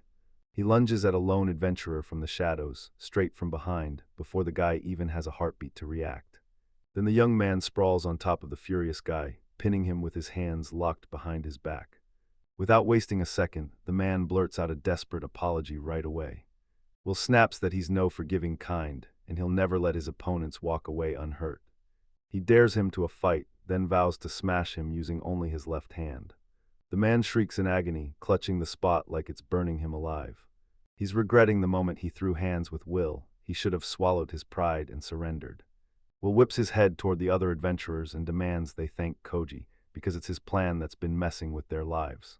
If they're still not satisfied, Will throw himself into another fight, but the adventurers quickly avert their eyes, looking awkward as hell. The young man snaps around, then races back to the tavern. The moment Will steps into the guild, the second he's in, someone greets him right away. It's an elf in glasses who steps up and demands a conversation with him, right now, because something important just came up.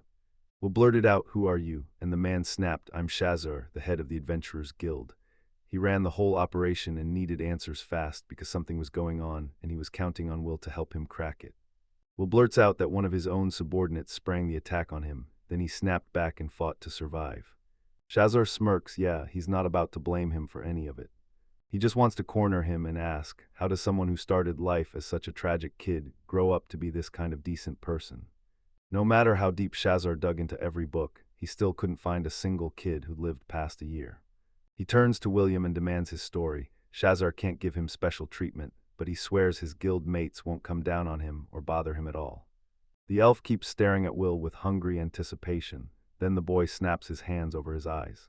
In the end, Will finally gives in, then demands a roomier place to make it happen. To prove the story's true, let's take it outside. No doubts, no excuses, and the elf nods, saying they've got a training camp they can head to. He even begs that if anyone wants to hear his story, they'll just let him tell it, and honestly, repeating the exact same thing over and over is brutally hard. Even if some of the willing can't stand him, let them listen anyway. The elf gives a quick nod, but he asks for a little time, and the young man shoots back, "Everything's fine." He demands, "Tell me when everyone's ready." Then he hunkers down and drills the guild info he needs, right as Shazar whips around to face Saracha. He tells her to grab tea and sweets, and once she nods, he swears he'll stay close while she meets the important people. Sarika shakes as she hands the young man tea, still reeling from how he smashed those adventurers, and just when he settles in, the elf storms back with reinforcements. The young man stares at them like he's unsure where to put his hands because they've all gathered to talk. Shazar nods, but this crowd is so prejudiced against him that it practically burns in the air. Will nods, steals his nerves, and says they need to hit the road now, asking to be taken straight to the training camp. The elf barks an order for everyone to follow, and the adventurers, without meaning to, snap their heads toward Will as they trail behind Shazar. Will is convinced the outside world can unleash serious trouble fast. Everyone crowds into the training camp, ready to start. Will kicks off his tail, answers every question, and tells them, "Don't interrupt me while I'm talking." People whisper that this kind of kid is overflowing with impossible magic, and when their eyes and hair shift colors, it's because stacked up spells are rewiring their pigment. But the tragedy comes fast, since their power turns wild, slips out of control, and that's how they vanish. For now, this is the one thing you've got to know about kids like that. The Beastman can't deny it. After a year, destroying those children feels like it's bound to happen. Will's progress is huge, but now they need proof, real proof, explaining why it happened. The man even admits it's only a matter of time before he disappears, and he's got nothing else to back up his story. Will already knew people would come after him with these claims, but he's tied to someone who can back it up, so he asks, "Can I raise my voice here?" And the elf doesn't so much as object. He cracks open the spellbook and starts reading it. Before they can catch their breath, Hinori bursts into view, and everyone freezes at the sight of the Supreme Spirit, because almost nobody would ever sign a contract like that. The girl steps forward and greets Will. He couldn't hide his relief, she finally answered. Hinori strides up to the girls, greets them, and asks how they're doing, which Will.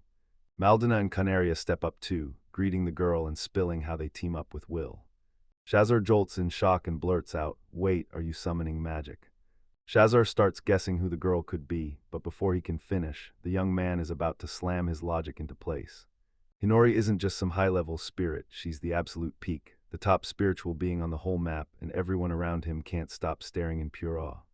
One guy bursts out, calling it a total lie. Beast spirits only live in old legends, and he's sure Will, the little brat, couldn't possibly have signed a contract like that. Hinori snaps instantly with raw rage, because the man got the order to listen, and she refuses to let William be humiliated. Shazar wastes no time and demands she calm down and cool off right now. Will's about to step in, shut that down, and make sure the boy never talks like that again. Then Hinori whips around and locks eyes with Will. Will is ready to let this slide and forgive them, for now, and this meeting could totally change how they move forward from here. Canoria finally gives in and lets it slide, but warns, no next time. Shazar immediately blurts out his thanks. Then the talk keeps rolling, and after a little while, Will finally wraps up his story. Shazar can't even process what he just heard, it's blowing his mind. Will snaps a question, "So you'll keep your promise?" Shazar just nods, then warns that getting too close to Will and his friends is flat out forbidden. Sierra, the beast man who fired the very first question, blurts out an apology for not checking first, and swears he'll step in and help the moment trouble shows up. Sim, the guild's production manager, throws out an apology and tells Will he's ready to cooperate. Nanadara, the guild's trade chief, steps in too. He's ready to help with whatever you need. Baselard, the Kingdom of Human Anon's diplomat, doesn't just speak, he drops a heartfelt apology too. William wipes the slate clean, decides to stay in this city for a while, and plans to soak up everything it has to offer, so he leans on them to get it done. Hinori begs permission to come back and asks to be called again someday, and Will nods back with a bright, knowing smile. He gives Inori a grateful nod and promises he'll lean on her again, then Inori strolls off with a quick goodbye to Maldina and Canaria. She flashes a grin and vanishes in the blink of an eye. Shazar's jaw drops, stunned. There's no way someone with normal strength could pull that off, and the scariest part, he can't believe Will actually did it. Shazar snapped his head toward William, and pure regret crashed through him over everything that had happened. Then he shoves the freshly made ID card into the young man's hands. We'll thank him with a grin like we mean it. They press onward down the street, and Maldina suddenly calls for a break. They stumble into a spot called Wooden Tomery, and the second they step inside, someone's there to welcome them. The cat leans in and says, 5 silver coins per person per night. Unless you share a room, then it's only 4 per person. The cat keeps grinning like it knows a secret, and Maldina immediately asks for a room for 3, for 2 nights, because she and the girl refuse to split up and want the same room. Maldina is about to hand over the payment, but then it hits her, kidnapping, so she freezes hard awkwardly, like her body just forgot how to move. Will suddenly shoved 4 gold coins and 5 silver coins into her hands, begging her to watch them for the next 5 days. The cat straight up declares he's a good man, shuts down any woman trying to pay for him, and instead pays for himself. The cat snaps around and tells them his daughter will show the way to their rooms, then he calls Ruru by name. Ruru peeks out, all shy and trembling, and immediately ducks behind the wall. The girl shoots Will a quick look of fear, then forces a bright smile and greets them anyway. She shoots them a grateful smile and thanks them for using their services, then Ruru swings into action. She'll lead them straight to their rooms and demands they follow her.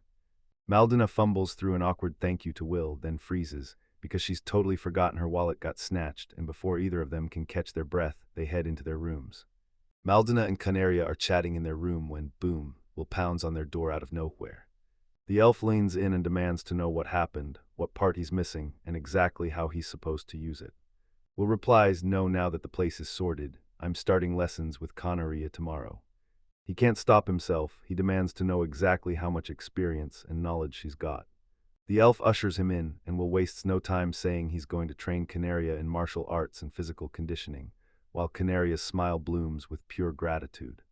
Before anything else, he needs to figure out how tough she really is, her physical training and every scrap of combat experience, so Will asks her to lay it all out. Canaria snaps back that she's got 0 combat experience. During her travels, she didn't fight at all, she just bolted in panic or cowered in hiding. Physical enhancement is a magic that burns magical power to crank up your muscles. Beyond that, she doesn't know a thing, so Will grabs the moment and says, then we start from the beginning. Maldina leans in and asks if the physical boost she uses feels a bit different from William's. Canaria just nods. Will stares at her and tells her, don't hold back, if you've got questions, ask me anytime. Take physical enhancement, for instance. It's magic that cranks up your body's power, but only if Canaria's own strength gets 1. Then she has to boost her body with magical power and crank her physical strength up to level 3 or 4. The elf bursts into an instant smile and repeats it to Canaria, but Will fires back that everyone's muscle strength varies, and there's a hard ceiling you can't break. If you push your body past its limits, all that training will snap something inside and leave you damaged. Will leans in and asks Maldina if she's heard about physical strengthening. She answers that the magic-powered vanguard, like a warrior who fights with spells, is way deadlier than plain mages. Will snaps his head side to side, dead sure. Under normal conditions, there's no mistaking Maldina's personal limit. That's why the vanguard hits harder. Those guys have way more endurance, because they beat their bodies into shape through relentless training. The elf figures out that boosting her physical strength is as simple as training her body, and he nods like, yep, that's the move, and it really works.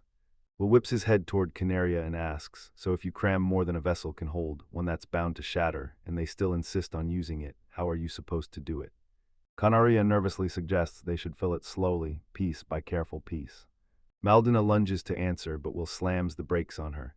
then whips around to Ku and warns her to slow down, because if the vessel is forced too fast, even with careful words, it could shatter.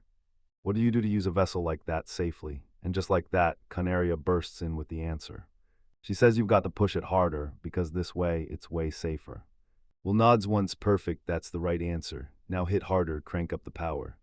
Push your body past its breaking point and you'll get wrecked, no way around it, but train just right and you stay unscathed, even as the magic you burn keeps climbing. Maldina jumps straight into a flurry of exercises, but Will snaps back that it won't work. Then she yanks the elf's head up and blurts that stereotypes really do get in the way after all. Looks like Maldina finally gets it, now can Canaria pull it off too. Maldina's reply was simple, she'd built a stronger body, but don't get it twisted, this isn't just about feeling healthier because Quinaria, clueless as she is, somehow learns faster. It all rides on her grit today, they'll train her to feel the power humming inside, and tomorrow the full training starts. With a radiant smile, the girl nods and says, I get it, then promises she'll give it everything she's got. The next day crashes onto the scene. Will trains Canaria, he tells her she's locked in on her opponent, and that's why her magic turns chaotic, she has to focus hard. The girl gives a quick nod, forcing her focus to lock in, while Maldina clenches her fists like she's about to explode.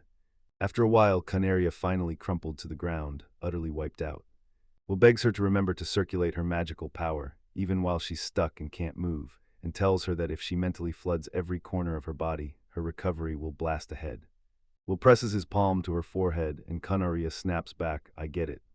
Melina flashes a smile and says William's magical power and skills sit at the absolute top, because trying to pass that kind of magic to someone else to transform it usually doesn't work.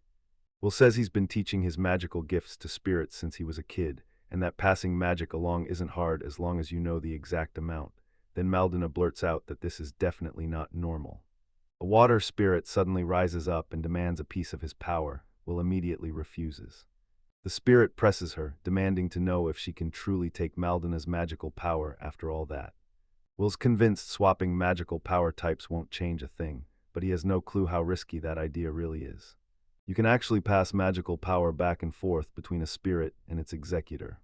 When Maldina inked that contract with Miserio, a strange bond clicked into place in her heart, then life just kept rolling in her favor, so she stopped thinking about it. That soul-deep link you're feeling, it's called asterisk resonance asterisk, and once you sign a contract, you're tethered to someone else at the very level of the soul. Because this bond doesn't just link them, it turns magic into something tangible, so transferring spells becomes way easier. The water spirit nods like it gets it and asks, is Canaria okay? The girl sprang to her feet and stretched hard, and in that moment, Will could finally see the whole problem clear as day. Canaria's tiny stature leaves her with barely any energy coverage right now, but don't count her out. She's got real room to grow, and they need to train her with weapons she can actually wield while they play to her strengths. If Canaria's okay with it, a bow is perfect. She's tied to the cow race, so once she grows up, they can craft it bigger just for her. The girl can only clutch herself in helpless terror as something inside her rips her apart from the chest out. Then Will shoves a spear and an axe into the spotlight, urging him to take them up. If Quinaria wants something light and easy to move, she grabs a spear. If she wants raw destruction, she swings an axe instead because she'll make any weapon work for her. The girl fires back that she wants the axe, but Maldina snaps that she should go with the spear instead, because it's way easier to handle, and this will be her first time fighting. Canaria knows the smarter move is that weapon, but this is her very first battle, so she can't count on being good no matter what she picks. With nerves screaming, she grabs the axe and swings it like a shortcut to strength. Will catches her feelings, speaks up gently, and tells her that starting tomorrow, beyond building stronger bodies, they'll train in the Western style. The elf snaps, clearly unhappy. I've never seen you use an axe. Are you sure you're ready to do this, Will? Will claims he can swing any weapon as long as it's basic, because his family drilled him in every kind of fighting, down to the core of him, so his fists, like the rest of his body, will never be weak or breakable. Canaria can't shake the doubt. Can someone like her really grow strong enough to match her dreams? Will knows exactly what's scaring her. He's got her back, and he won't miss a single one of her blows. Then Will leans in and asks, you ready? The girl with burning eyes snaps back, I'm ready. She juts her chin up with pride, and the master promises, I'll teach you everything, then you'll grow stronger than ever. First, she has to pick her weapon, so they hit the shops, and they zero in on something Canaria genuinely loves. Will realized it wasn't what they needed, but Canaria heard it was stocked at a weapon shop, and suddenly she was convinced it looked perfect. Will spots the blade's flaws right away. It's dull, uneven, and looks like it'll snap fast, and the elf grumbles, asking if there's any weapon worth Will's time. Then bam, they spotted a familiar face, the guild's blacksmith, right there. William actually remembers him. Sam can't believe it, and he blurts, "Are we hunting weapons and armor, or are you just wandering around?" William says he's hunting for a weapon meant for that girl, but they're striking out on every decent option, so he asks, "Know a shop that's actually worth it?" Sim stews over it, realizing the weapons in those nearby shops are nothing to brag about, so he decides to haul them back to his shop himself. Sim's the best in town, no question, and he wears that pride like a trophy. Will just started weighing the idea of heading to another city, and Canaria gave the blacksmith a heartfelt thanks. They've been trekking for what feels like forever, until their path slams to a dead end. Will spots that the shop is buried underground. Sim only sells to people he truly trusts, so his shop stays underground, sneaking out of sight, tucked away from the main street. The blacksmith slams a lever, then calls out, "Come in, take a look around." Asen ushers them into the eagle shop, and the elf's eyes light up as she stares at the weapons on display. These weapons are so legendary that nothing in other shops even comes close. Canaria can't stop smiling, and the blacksmith beams like he just won. They're into it, that's what matters most. Every weapon they lay eyes on is pure masterpiece, and there's no rush at all. Will suddenly spots a barrel, charges over, and yanks out an axe from inside. He thrusts the axe into the girl's hands and tells her to take it, careful, real careful. Will boasts that it's the top weapon in the whole shop, and the magic glow says it's packed with mithril, solid, tough, and it won't let the axe's destructive power fade for a second. He's still in shock, like how could something this rare even exist? The blacksmith bursts into a cheerful laugh like he just solved it in one look, because that axe isn't ordinary, it's forged from a special blend of Tomahagan and mithril. It's wildly efficient, but that efficiency drains its color until it looks kind of dull. Most folks barely notice anything special, and that's when the blacksmith leans in and asks if you made a contract with a spirit beast, because that's exactly what has him hooked. Will stops mid-stride and blurts out, "So, how much does this cost?" The blacksmith shuts that down fast. He doesn't want a single coin. He refuses to profit off someone who would grab this weapon in the first place. Awesome chased one perfect dream. Meet someone who'd spot the weapon's value in an instant and instantly understand every advantage, because that's exactly what he wanted.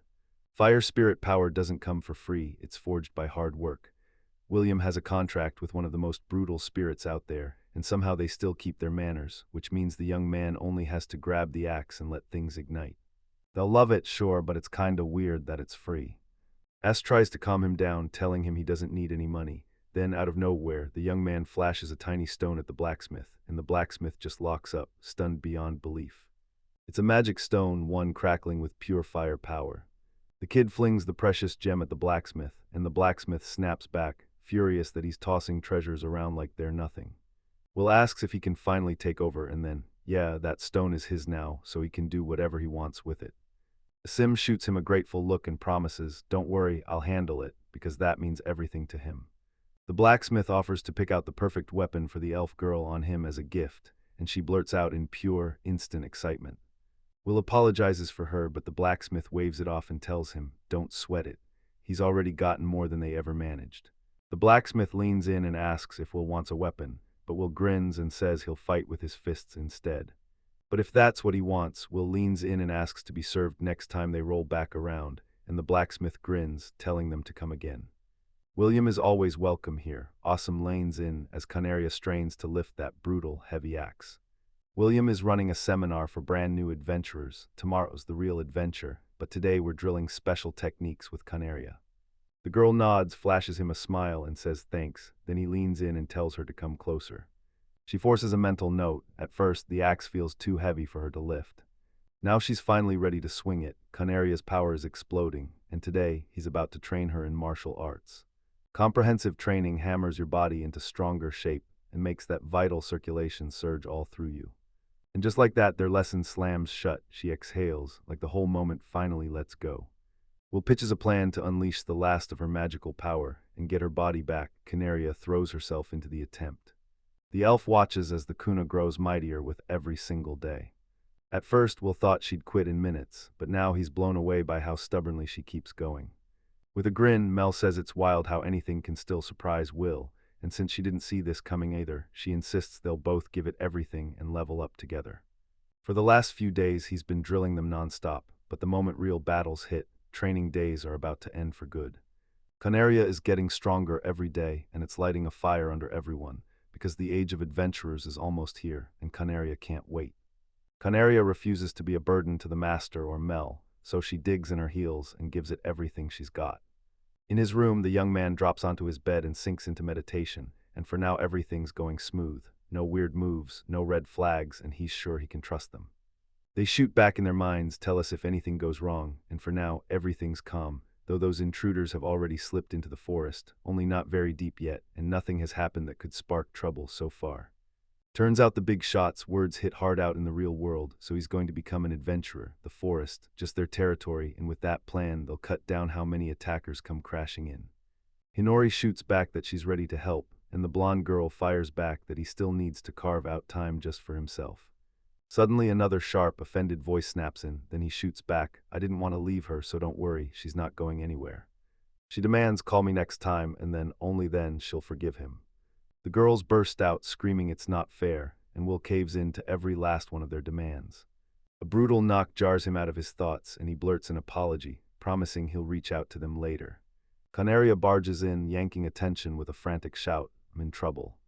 Will bursts in to tell everyone the magical energy in the system is almost fully back, and then her body starts to grow again like it's coming back to life. The girl blurts out with pure joy that everything else is about to keep swelling bigger and bigger too. She'll be as stunning as Satya, Hinori, and Radia, then Will suddenly whips around to face her.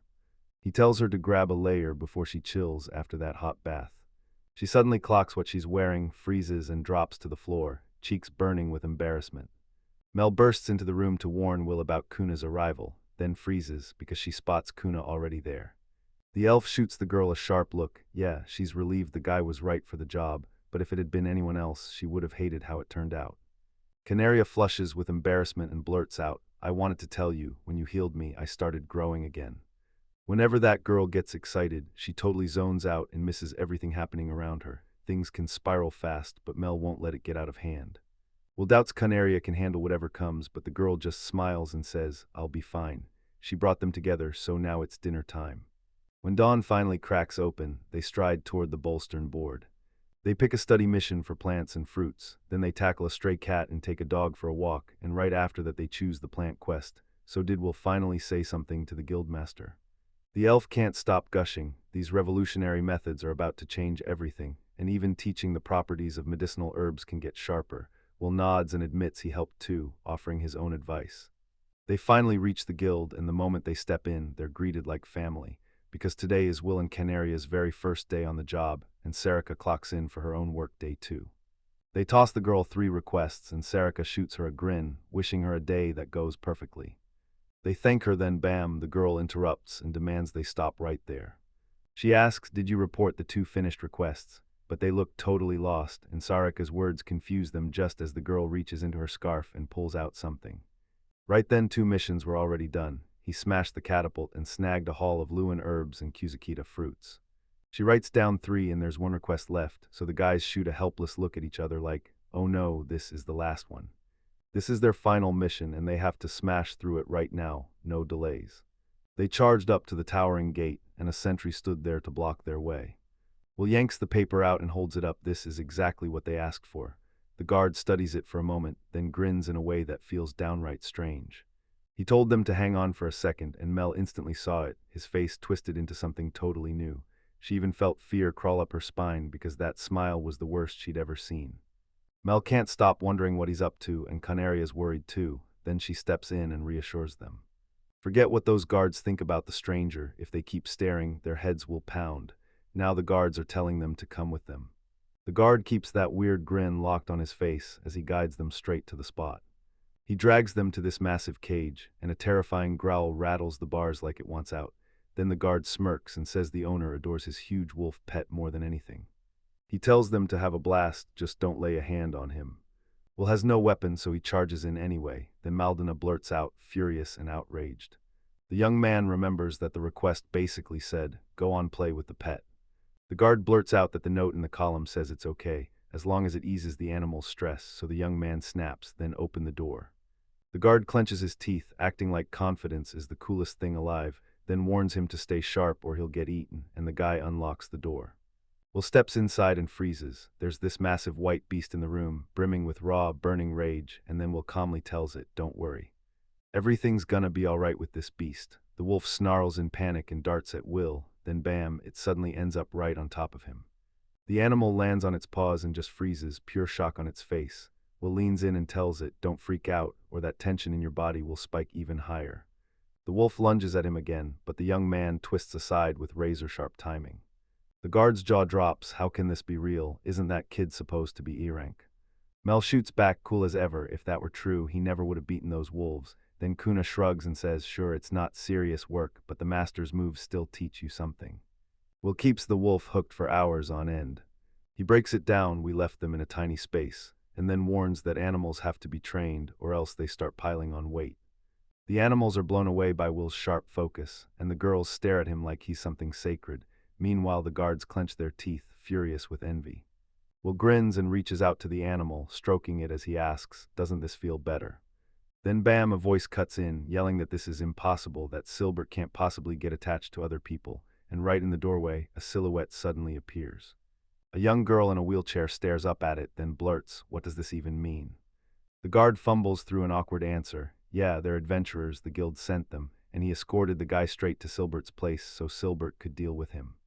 They show up today, those very adventurers she begged to take Tomert for a walk, so why in the world is the guard dragging them straight to her husband, Silbert? The guard blurts out a desperate excuse. He swears he misread everything and believed the adventurers were only there to take care of Silbert.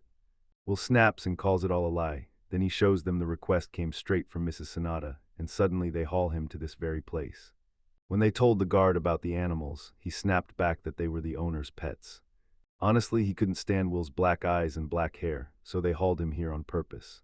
Mel blurts out how shocked she is that Will just casually dodged the wolf, and then they realize, oh no, she never thought he was an adventurer at all. They brought them here on purpose because they knew exactly how dangerous this place was.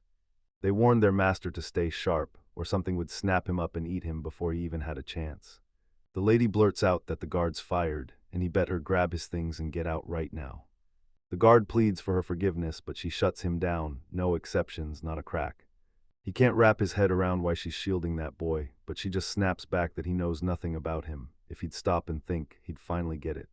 The boy may look like a tiny disaster on the surface, but the older folks in that foreign family know he's human, so how could the guard have pulled something like that without warning her or her husband? The guard lets out a defeated sigh and gets escorted out, while the lady rushes over, bowing and apologizing for the trouble she caused. She listened to William's whole story, then totally forgot to warn the servants. Now she's scrambling to apologize, insisting, "I honestly don't get how any of this works." Mel snaps back that she has nothing to apologize for when it comes to the servants, then tells her to lift her head. The lady demands they brag about their biggest work wins, then she leads them straight to Albert's room. "Come with me," she says, and pulls them along. Suddenly, Will's voice snaps from behind them. "Please, open the door for me, I'd be so grateful." The girl gave a nervous smile, like, really, he thought they'd forgotten him, not even close. Everyone's cheering because Will and Kuna finally nailed their first job, so grab a drink and toast their win. Mel just knew they'd win. After they searched Albert's room and messed around with Silbert, the rewards started pouring in, one after another. It even looked like Sober didn't want Will to go, and Mel's so relieved they finally talked him into it, because yeah, Sober seems to actually understand human language. He sneaks in juicy steaks cut from young rabbits, piles of fresh seasonal salad, and a smoking braised pork dish, seasoned with salt. They thank Ruru, and wow, her father really is a master chef. Ruru beams at that because she loves his dishes just as much as they do. For their next request, they demanded something combat-heavy, so Canaria could rack up real battle experience. The girl blurted mid-bite and Will clocked it instantly. Yeah, it was time for Canaria to level up, and fast, with special training and real-world practice, not just talking. If Maldina spots a solid request, she's gotta tell him right away, because he'll be stuck training Canaria in special training for a while. Will shouts for Hinori and she looks over, only to see they're totally okay. Meanwhile, Will is going all in, tickling that little spirit nonstop. Hinori remembers how Mio used to blow up in anger when she trained with her and even got tickled. Now Hinori finally gets exactly why. Canaria snaps with anger sometimes too, but once you learn her rhythm, you realize it's all gonna be okay. The spirit lets out a shaky sigh of relief, it's finally over. Then the young man calls for Maldina, but she blushes and swats the idea away, insisting she doesn't need it at all. Inori slips up behind her, grins and says she's not letting her go, then starts tickling her softly right on the spot, while the young man watches, completely calm. Inori pressed Mel and Mio to stop flinging magic around. She demanded they rein in their power and shape it to match their real goals. Mio and Mel insist they've got to drill harder at controlling their magic, and they swear they'll give it their best shot. Inori tells Will to take care of himself, and the moment the young man says goodbye, he begs her to pass his greetings to everyone for him. Inori reminds him, I promised Fu I couldn't be summoned, so this has to stay secret. Will smiles, awkward as ever, like she's lingered just a bit too long. Then Inori grins and says, your little brother's so popular with the sisters he better not let it go to his head. He tears himself away and says goodbye to her, because they've still got to scramble for work today. In the kingdom of Humanians, a young man rushes in to report to the king, towering on his throne like a storm cloud. Farron swears this is what happened. Some kid hauled misfortune in with him, and the moment it hit, he got so rattled he couldn't even bond with his spirit animals. The old man snaps back that this whole idea is pure nonsense. So does that mean they treated a kid with terrifying magical power like he was vile? The young guys nearby murmur to each other, clearly not buying Basilard's story just yet. The king doesn't care a bit about spirit animals. He's only asking one thing: can we drag that vile brat back to our country? The young man just grins and says yes. These negotiations could drag on, but they'll force the truth out of him, because he's genuinely worried. The king's ready to hand this mess to someone else, and the blonde young guy just got an idea. Lord Basilard said William is an adventurer. If that's true, then they'll make him the escort to take him from Farron straight to their country. Why wouldn't the king invite him to come live in their country? The king nods because he'd be heading there anyway. If he rolls with one of the most important people in his country, they'll be able to invite him straight into the castle. And who's getting sent to Farron to ride shotgun with him? A girl slips out from behind a pillar, eyes locked on that nasty kid. Turns out she's an adventurer named William. This is seriously one of the most wild things I've ever seen. Sarika checked the request was done for sure, then turned to them with a bright grin. Nice work, you did it. Starting today, William and Kuna just got blasted up to D rank. Everyone's absolutely thrilled with what they've done. Heck, the wins on their record are nothing short of jaw-dropping. As their mentor, Mel beams with pride, because starting now, she's stepping in as a full team member too, right alongside William and the rest. Canaria grins because she'll finally team up with Mel, and Sarika quickly asks if Will and his crew can spare her a few minutes. The young man nods, he's got nothing planned today. Then Sarika drops the news that Shazar wants to talk with them, and he tells her to lead William and his friends straight to the room. She's stepping in beside them, flashing an invitation and urging them to follow her right now. She knocks, calls out that William and his crew are here, swings the door open. Then the second they step inside, shock hits them like a wall and they freeze. Right in front of them, a totally drained Shazar staggers along with heavy bags under his eyes, then slaps a grin on his face and congratulates William and Canaria on their brand new rank. He also shoots Maldena a heartfelt thank you for mentoring him, and he even throws in a big congratulations to match. The girls hover on edge, firing worried questions. Is everything okay? Are you getting any sleep at all? He fires back that he's been slammed lately, buried in the Lewin grass and berries we told him about, and now his research is finally done. Soon he'll get to rest. He demands to know if Will's finally changed his mind, because if he joins, Shazar will slap his name on the research, and Will's fame will explode. Now Will is itching to be an adventurer, but he's not about to waste time studying medicinal herbs, and he refuses to burn his name in the spotlight as a pioneer, not today. So Shazar can proudly claim the discovery as his own, but he can't pull the same shady move to do whatever he wants. They just refuse to put the discoverer's name out in the open. This time he tracks them down because he needs them to take on the bandits. Sure, it's usually a C-rank adventurer's job, but bad luck hits hard. They're not in town right now. Because it was a matter of life and death, he begged B-rank adventurers and anyone higher, but every single one of them shut him down. So he snapped back to William and his crew. Are they packing C-rank abilities too? Will whips around to face Meldon and Canaria, wrestling with the idea of taking the job, then lanes in and asks what they think. The girls nod in sync, no second thoughts at all. They all lock in on the plan and start grilling for every last detail of the request. They stumble onto the scene, and that's when it hits. They finally find where those merchants got attacked. 2 days ago the attack hit, and somehow most people fled with just minor injuries, while their cargo got wiped out, but Mel heard the worst. 2 of the adventurers traveling with them never came back.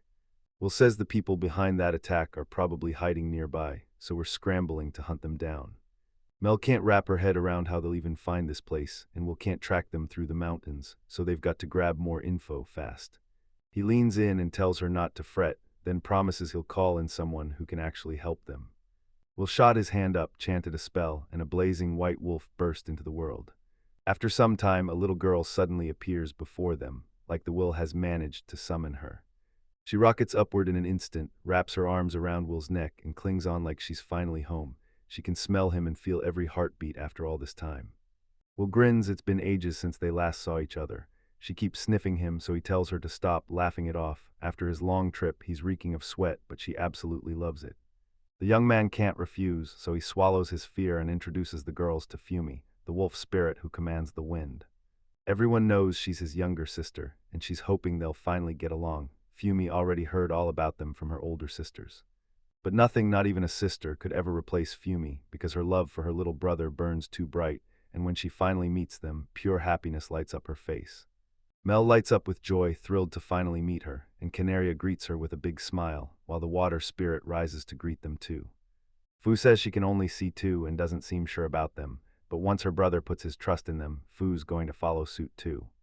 Masario steps closer and snaps that Mel is stubborn and refuses to say it out loud, yet she's here because she's determined to protect the girls. She may not know much about spirits, but meeting one makes her genuinely happy. Fu grinned the moment he met all three, and now that they're finally standing together, Will's got one burning question. Fu braces himself to finally answer, then Will jumps in. 2 days ago, this place erupted in a fight. Can Fu sniff them out by the blood in the air, when the girl drops to the ground, crushed by sadness. The girl lay on the ground, flashed a sweet smile, admitted she loved the scent of her brother like crazy, and confessed she felt nothing but pure happiness. He told her she didn't have to do it if she didn't want to, then gently asked her to stop drowning in that kind of depression. She leaned in, eyes locked on her brother, and asked, "If I do this, will your scent still cling to me?" She told him, "Do it for me and promise you'll work hard," and she'd gladly accept his request. Perched on his shoulders, she jabbed a finger toward the horizon, spotted someone up ahead, and blurted the warning to the whole crew. She wrinkled her nose in disgust, muttered that it reeked, and claimed, like it was obvious, that nobody had washed in ages. The heroes pushed deeper into the forest, and with every step the leaves hissed and the sounds crept louder, like the woods were tightening its grip. They spotted a crowd huddled around the campfire, while guards stood watch nearby, trading urgent whispers and sizing up the enemy's strength. The girls swore every detail matched Mrs. Fu's intel, and he shot back that this attack wouldn't be that hard at all. After Canaria was yanked away by slavers, she froze with careful fear. Then the hero leaned in and sealed his words to a test. He told her that he and Fu had her back, then pressed, "But how will you handle this alone without Malada?" The girl stared at him, stunned, and he pushed her to grow stronger, right as Fury stepped in and cut through the moment. The girl clutched her chest with both hands, drowning in memories from the past as familiar silhouettes closed in around her, and hot tears poured down her cheeks. Her parents warned her if she couldn't conquer herself, she'd never earn the results or the success she dreamed of. She hung on every word about a future where she'd have to fight for herself, then, without hesitation, declared she was going to become an adventurer. Suddenly thoughts about herself slammed into her. She realized she'd once called herself strong, but that's not what she was seeing anymore. "I wanted to be just like Will and stick right beside Mel, because that girl always insisted she'd go with them together." The girl slammed her decision down like a vow. She'd do it, give it everything, and push forward no matter what, because she was set on getting stronger. Steadying her breath, she declared it would be worth fighting beside her friends, determination blazing in her chest and confidence surging through her. He told her he understood her choice, agreed with him, and said, "If that's what it is, then we'll move together." She shot out those words with total confidence. "We're going on," and the whole crew surged forward, ready to smash the next challenge. Behind a tree, the girl shook with terror, gripping her hand tight as she stared at the man standing in front of her, and she knew the moment had finally flipped to her. She gasped under her breath that fear was swallowing her whole, begged to leave everything and bolt, then clenched her courage and forced herself to stay. The girl with the ears froze in deep thought, clutched her fist to her chest, and finally admitted she had to change. She tiptoed on purpose, trying to keep the sound down so she could focus on her moves, but right then, a knock slammed through the door from the other side and shattered her concentration. He strode down the road, lost in his own thoughts, when, out of nowhere, a man slipped in behind them, sped up fast, and snapped his words out loud. A hand clamped onto his shoulder and yanked him to a halt. He spun around in shock and, with a curious pause, wondered if the rain had just started. The heroine stood frozen in silence as the enemy collapsed, and she swallowed her own terror until the last, raw screams of pain finally died out. She lifted her weapon, determination blazing across her face, and screamed her ally's name. Then she surged forward, ready to slam into the next attack. By the campfire, the squad finally exhaled, then a scream tore through the night. A water attack was coming, and the slug surged forward so fast that panic exploded everywhere. People shot up in shock as the enemy hit. One guy yelled, "They're attacking," and the next one stammered, confused, "What kind of attack is this?" Canaria bolted ahead, totally blind to the danger, while the guy right behind her spotted the axe hanging overhead and screamed. He screamed her name in pure panic, warning her about the danger. Then a giant axe came crashing down from above, slamming right in front of her. A girl's face twisted with pure rage. She hoisted that heavy weapon over her head, slammed it down with a scream, and the man froze, stunned out of his mind. The heroine swung with everything she had and drove her strike straight into the opponent's body. Blood splattered all over the heroine, her eyes blown wide, and her face screamed that something had just snapped, fast, tense, and terrifying. Trapped in the wreckage, he shrieked for help in full panic, eyes locked on the disaster closing in on him. Battle-scarred and shaking, she blared the Aqua Storm spell, tearing open a wall of savage water magic to shield everyone in its path. They tried to bolt in terror through the chaos, but the ground lurched and Haigfellow snapped to it, hearing screams that ripped straight through the air. A girl with sharp ears materialized in front of him, slammed herself into his path, and coldly demanded where he thought he was going, those eyes pinning him to the spot. The girl declared she'd erase her opponent from the map, then slammed him with a brutal strike that ripped straight through his body. The girl with the ears twitched, she caught the scent and realized it was the last one left, and her words slammed the tension through everyone else. Every gaze snapped to the two girls, and one person there couldn't believe they managed to pull all of this off. Rage seethed through him, and he couldn't even process what he was seeing. He swore he wouldn't stop until he crushed them into the ground. The heroine snapped her spell, and suddenly the sky exploded into a rain of glittering blades that dove straight down. The contestants shrieked in terror, clapped their hands over their heads, and prayed as a storm of razor-sharp blades tore down around them.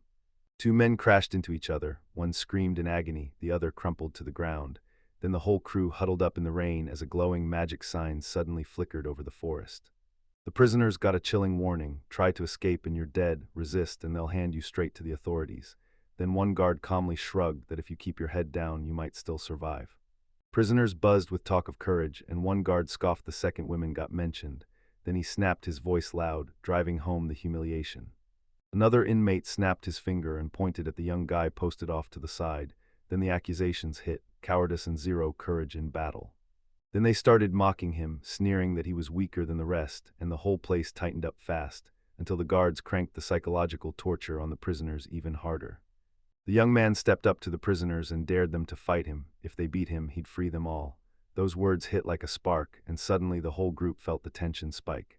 One prisoner snapped from the pressure, erupted in rage, and charged straight into the attack, while the rest just stared, watching the fight kick off.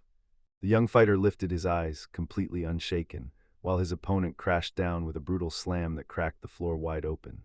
That hit landed with a massive boom, shaking the walls like they were made of paper, and everyone watching gasped, because nobody expected the fighter to throw down with that kind of power.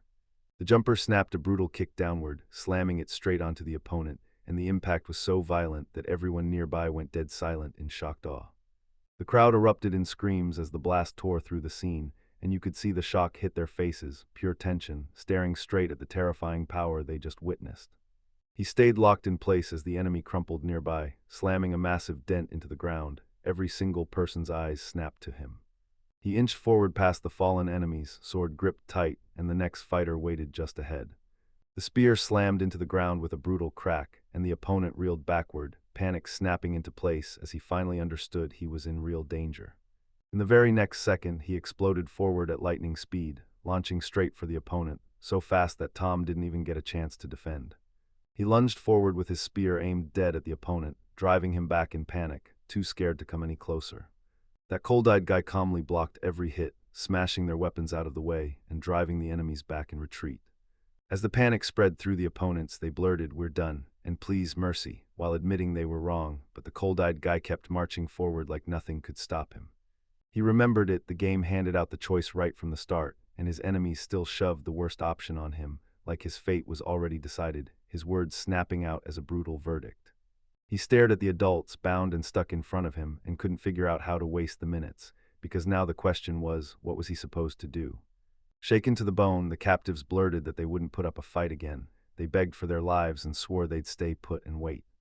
The leader demanded they leave at least one witness behind, and the others nodded fast, because everyone knew this was the safest way to keep moving.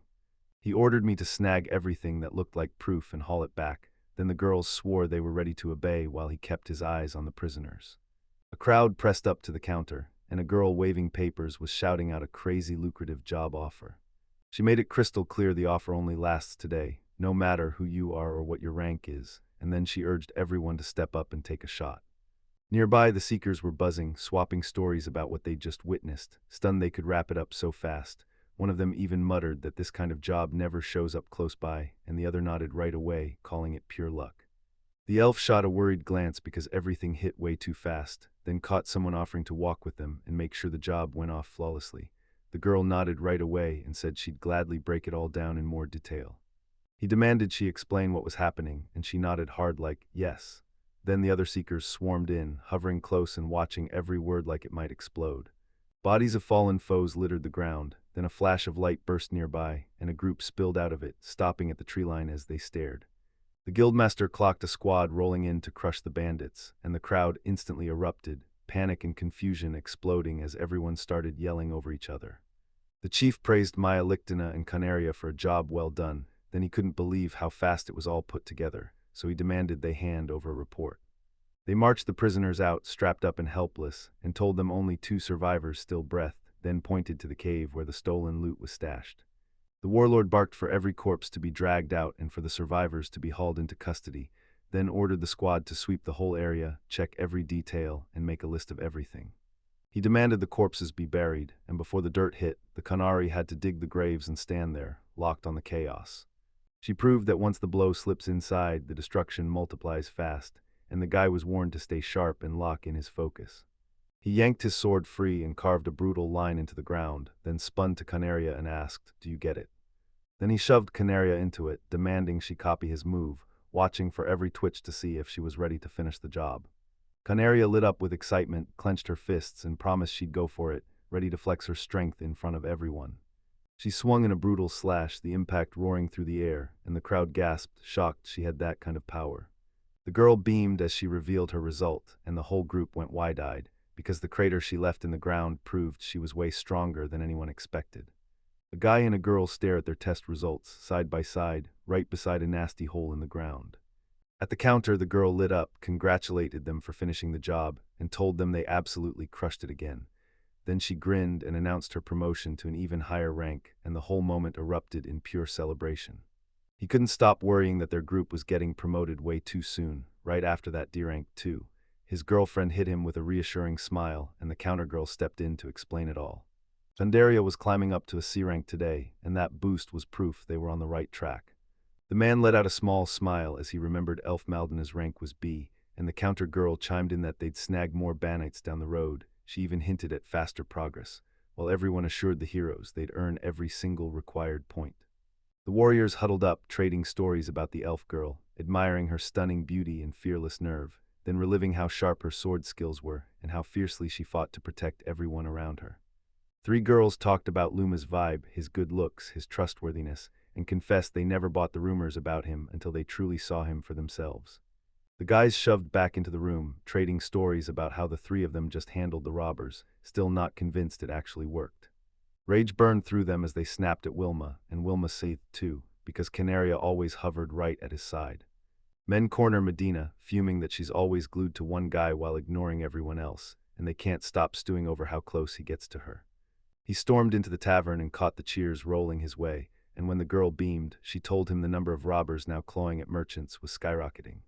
He slapped the hero on the shoulder, thanking him for finishing the job so fast, then admitted he never imagined it could be done that quickly, making it clear he spoke in gratitude for everyone in Farron.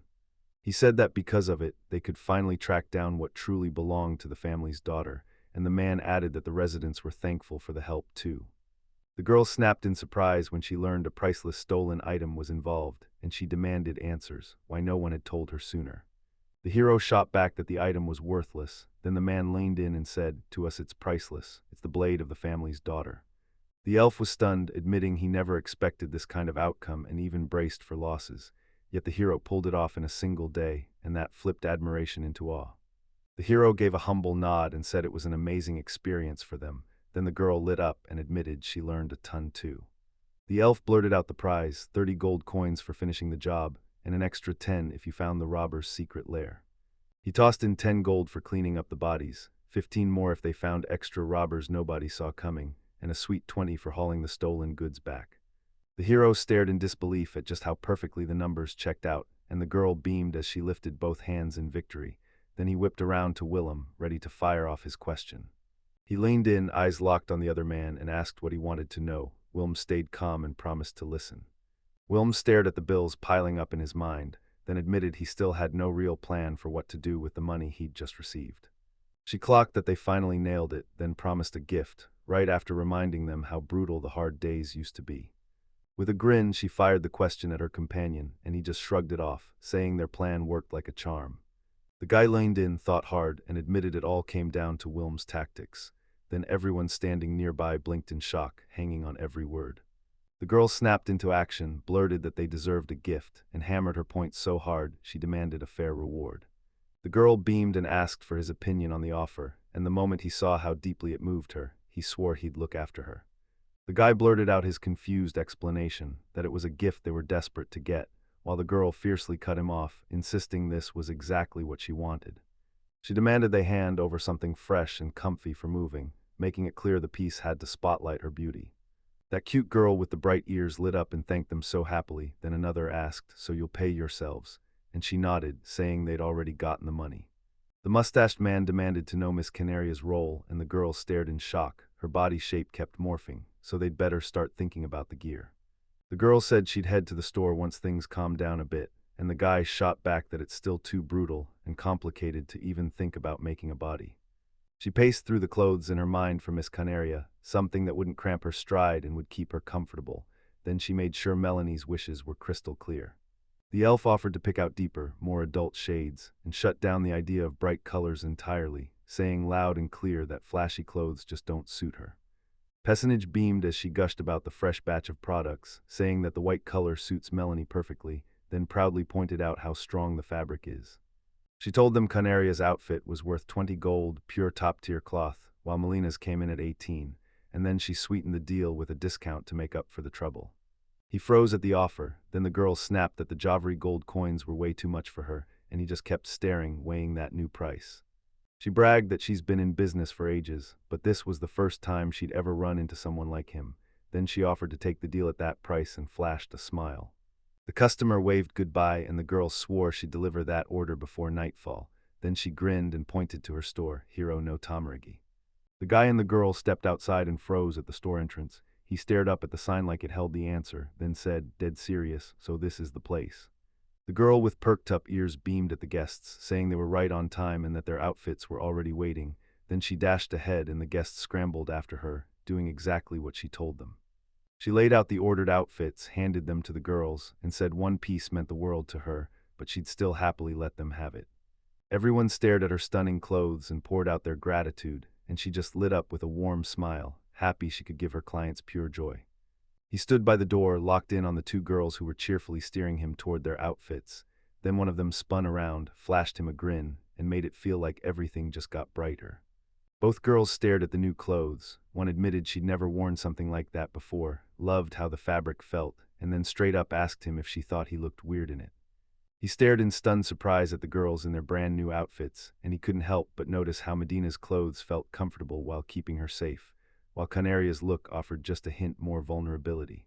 The girls huddled together, trading outfit tips, one bursting into laughter with total confidence, the other staring off to the side, cheeks burning with embarrassment. The guy stared, totally lost, and another girl laughed that he just didn't get what girls were feeling. She strolled down the street, and just like that, 2 weeks had already slipped by since she bought her new outfit. Then she smiled, because he fit it perfectly and felt right in it. Every time she slipped into that outfit, her mood shot up like fireworks, and somehow each new day felt like a holiday. In the alley, a bunch of men pinned someone down, and he snapped at them to let go. Then they just ignored him, like he was nothing. The man yanked the girl into a rough hold, barking that this place was dangerous and offering to walk her out, only for her to thrash and scream, demanding he let her go. They jumped in to save that girl, no hesitation. Canaria and Maldana screamed for help, and he flinched in fear, bracing himself like the next second would explode into action. Wilm strolled down the street with calm on his face, but inside his mind raced. No new assignments meant his job could vanish any day. He realized Maldine had taught him that. The girls yelled at him, asking if he was really about to ditch that girl. The elf bristled with fury, and even her companion went rigid. The hero snapped back that he didn't truly know her. Just then the elf erupted, saying he knew the girl and wouldn't dare leave her behind. He told him this help wasn't required, but the elf girl bristled with outrage and cut him off on the spot. She insisted they'd still help, even though they barely knew each other. Then she grabbed his hand and shouted for Kuna. The man clocked the girls closing in and snapped to his partner, "Everything's running like we planned, so don't you dare interfere." Then he said the girls looked gorgeous, and right after that another guy blurted out that the whole group should go for a walk together. Wilm stared with a hard, focused gaze, already bracing himself to step in. In a full-on panic, the guys started blabbering excuses, begging for forgiveness, swearing they'd leave without touching anyone else. And still, fear was eating them alive, as they worried they might get killed and even snapped that the boy was a scary kid. The whole company sat there in stunned silence, while the woman nearby just stood her ground and watched it all with a knowing smile. They hurriedly swore they weren't the ones who scared the attackers, they hadn't lifted a finger, and then said the moment the black-haired master showed up, the guys bolted. The girl thanked them for the help, then pointed at the boy with the black eyes and hair, thinking it was him who scared the bandits off. He stood there calm as a storm, facing the girl in armor, who lunged at him with a sword and yelled that he tore the princess's clothes. Then she hacked in a rage, swinging hard and screaming that she'd kill him. The hero spots the threat to Listia and blurts her name in terror. The girl gasps, "Stop," and the others rush in, saying, "That man already took down the criminal who kidnapped the princess." Listia shrieks in terror, her enemy clamps down on her. The princess is told to stay calm. The air tightens with dread, and the young man just stands there, watching in deadly silence. The hero scatters a whole swarm of copies around the enemy. Then his mind snaps back to the girl, her words, the mistake between them, rage burning in his chest as he wonders if he can even bring himself to kill. Another figure explodes with accusations, screams criminal, orders him to shut it down, swears he'll kill him for what he's done, and the air between them turns so tense it could snap. The young man snaps that he'll kill her, but she just laughs like it's a joke, calling his threat nothing. She doesn't believe he can beat her, especially after all he did was dodge before, so she tells him to try again. The knight barks for her death, swearing it's safer than facing the shame the night would bring, but she fights back anyway. Her resistance crackles with raw desperation. The hero watches her fury and grit, realizing she isn't scared of dying at all. She's terrified of being humiliated. He shoots back that he gets exactly what she's feeling, calm words, rock solid in their tone, yet the girl instantly flinches, terrified and shocked all at once. He's about to land the blow when she suddenly dodges, hard, and he freezes, shocked, because she was the one who demanded his death in the first place. The girl snaps in a burst of panic, insisting it's normal, then realizes she's justifying the danger, facing the terror of dying, all while catching the contradiction hiding in her own words. He's already racing through worst-case scenarios. What happens if some normal girl knight demands his death, asks for the style, drops hints it's all meant to be entertainment, and he realizes he can't brush it off. The girl screams like she's terrified he'll laugh and mock her, then her panic drags out a brutal, harsh response. The hero's left scratching his head, trying to figure out why someone should start having a child right away after their first meeting, while the watchers in the background exchange quiet looks at the master's speech, because it sounds exactly the same as always. The princess whips around to the hero with regret in her eyes, confesses that the guards attacked by pure mistake, begs for forgiveness with a sincere apology, and then admits she's to blame. Her words shock him. The knight erupts in indignation, snaps that the princess shouldn't apologize, points the blame at the hero, declares him guilty. Then the tension spikes so hard everyone's left staring in shock. The princess gasps when she realizes she's staring at the same plain girl, the knight Listy, and her shocked reaction instantly pulls the attention of everyone in the room. The hero stays cool and says, "I wasn't trying to save you, I didn't mean to, but if I really wanted to help, I'd do it the moment you asked." Listy snaps into a full-on rage, screaming at the hero that he's a bastard and a coward, and blasting him for not helping. He says they don't even know what could have happened back then, hammers home just how serious it is, and Listy refuses to take a single word he says. The princess leans in and asks the hero if he'd help just to satisfy a job assignment. He mutters that sure, he might have agreed, and right when he starts, Listy's blithe chimes cut in, slamming the moment short. Then comes the big question, how in the world does the princess know the hero's name? Everyone around us goes wide-eyed because nobody has said a single word about it before, and the girls trade quick, nervous looks as they brace for her answer. The princess swings the spotlight on herself, Lumiria Hyamanio, and says she's been granted permission to investigate, and the second she drops her name, she realizes why it sounds so familiar, because everyone in the city knows it. The hero shrugs that their moves don't matter to him and it's all pretty dull. Then he snaps a warning. If they cause even a bit of inconvenience, he won't let it go. Listy reacts violently. She snaps at him to watch his mouth, slams a threat down with violence, and the tension spikes all over again. This whole mess teeters on the edge of going completely out of control, while the princess tries to calm everyone before it explodes. The girl then leans in and spills it. Her father is all about meeting the hero. She begs him to come with her to the kingdom of Hilmaniu, saying her dad wants to apologize for what his subordinate said. He remembers the way that guy stared at Hinori's sister, fixated on nothing but the strength of the dead beast's spirit, and he realizes people always think they're seeing the whole truth when they're really just judging the outside. Then he blurts out that he wants nothing to do with the forest, but admits the odds he'll break his promise are brutal. And yeah, my thoughts feel seriously wrong. When someone asks what to do next, he tells them to watch the guild. Then the name Maladin Quinaria gets dropped, and you can practically feel everyone's curiosity ignite. The princess makes it clear they don't have to play along with her request, unless they truly want to, then the rest cheerfully say yes, because working with the princess doesn't come around often, and it feels like a real honor. She officially asks them to tag along with the Adventurers Guild for a while, and her companions snap back their thanks, while Listy stays stone-faced, watching every move like something big is about to happen. Princess Thamaria stands up and makes the request official to the guild, and every single member nods along, ready to send it for consideration, and if Willem and his crew say yes, it's going to get accepted. The secretary is told to whip up a document and drop the order, and right away the whole scene turns ice cold and official, while the hero stays cool, calmly confirming he's ready. But if you try to bully it into action, that warning won't be ignored, it'll spark a clash, and Shazar will flip into Zaldia's enemy, with consequences that hit like a wrecking ball. The princess vows to spill every last word she heard to the queen and swears she'll judge the hero fairly, no bias, no grudges, and when she's nudged about her promise again, she nods and agrees. Then the story whips to a whole new place, bright as day, where fur-eared, tail-swaying characters pop in, smiling wide as they greet their guest with pure, bouncing joy. The hero huddles his crew close and starts laying out the route. He swears the quickest strike is taking the city entrance, because it's the most convenient way in. The princess says they'll stop at the post station, but she warns you, packed with adventurers and merchants, so there might not be a single spot left for them. She insists she'll never use her power for that, and the moment she says it, the others erupt, arguing, debating whether they can stop this, and throwing out totally different ideas. The princess tells you she wants your trip kept under wraps, then urges you to stay low-key and dodge any unwanted attention. On the way, they start trading ideas about where to sleep tonight, and one of the companions throws out a teasing, "Can I stay in your room?" And just like that, embarrassment and indignation explode across the scene. Listy snaps, calling him out for saying it, and straight up labels it a threat, not a request, while the others stare, tangled between worry and caution. While he's out gathering Lewin's herbs, a terrified companion rushes in, then will scream tears through the air as he shouts his name and blurts that something's seriously wrong. Will blurts out, "What happened to Maldina? Did you spot something weird?" Maldina nods fast, then yanks him forward at a sprint, refusing to let him stay behind. He crouched over the prints in the dirt, studying every line, and when he spotted those brutal furrows, he knew those were claw marks left by something he'd never seen before. Shaken to the core, Maldina blurts out that those marks couldn't possibly be from the kobolds, because the tracks are way bigger than any monster she's ever laid eyes on.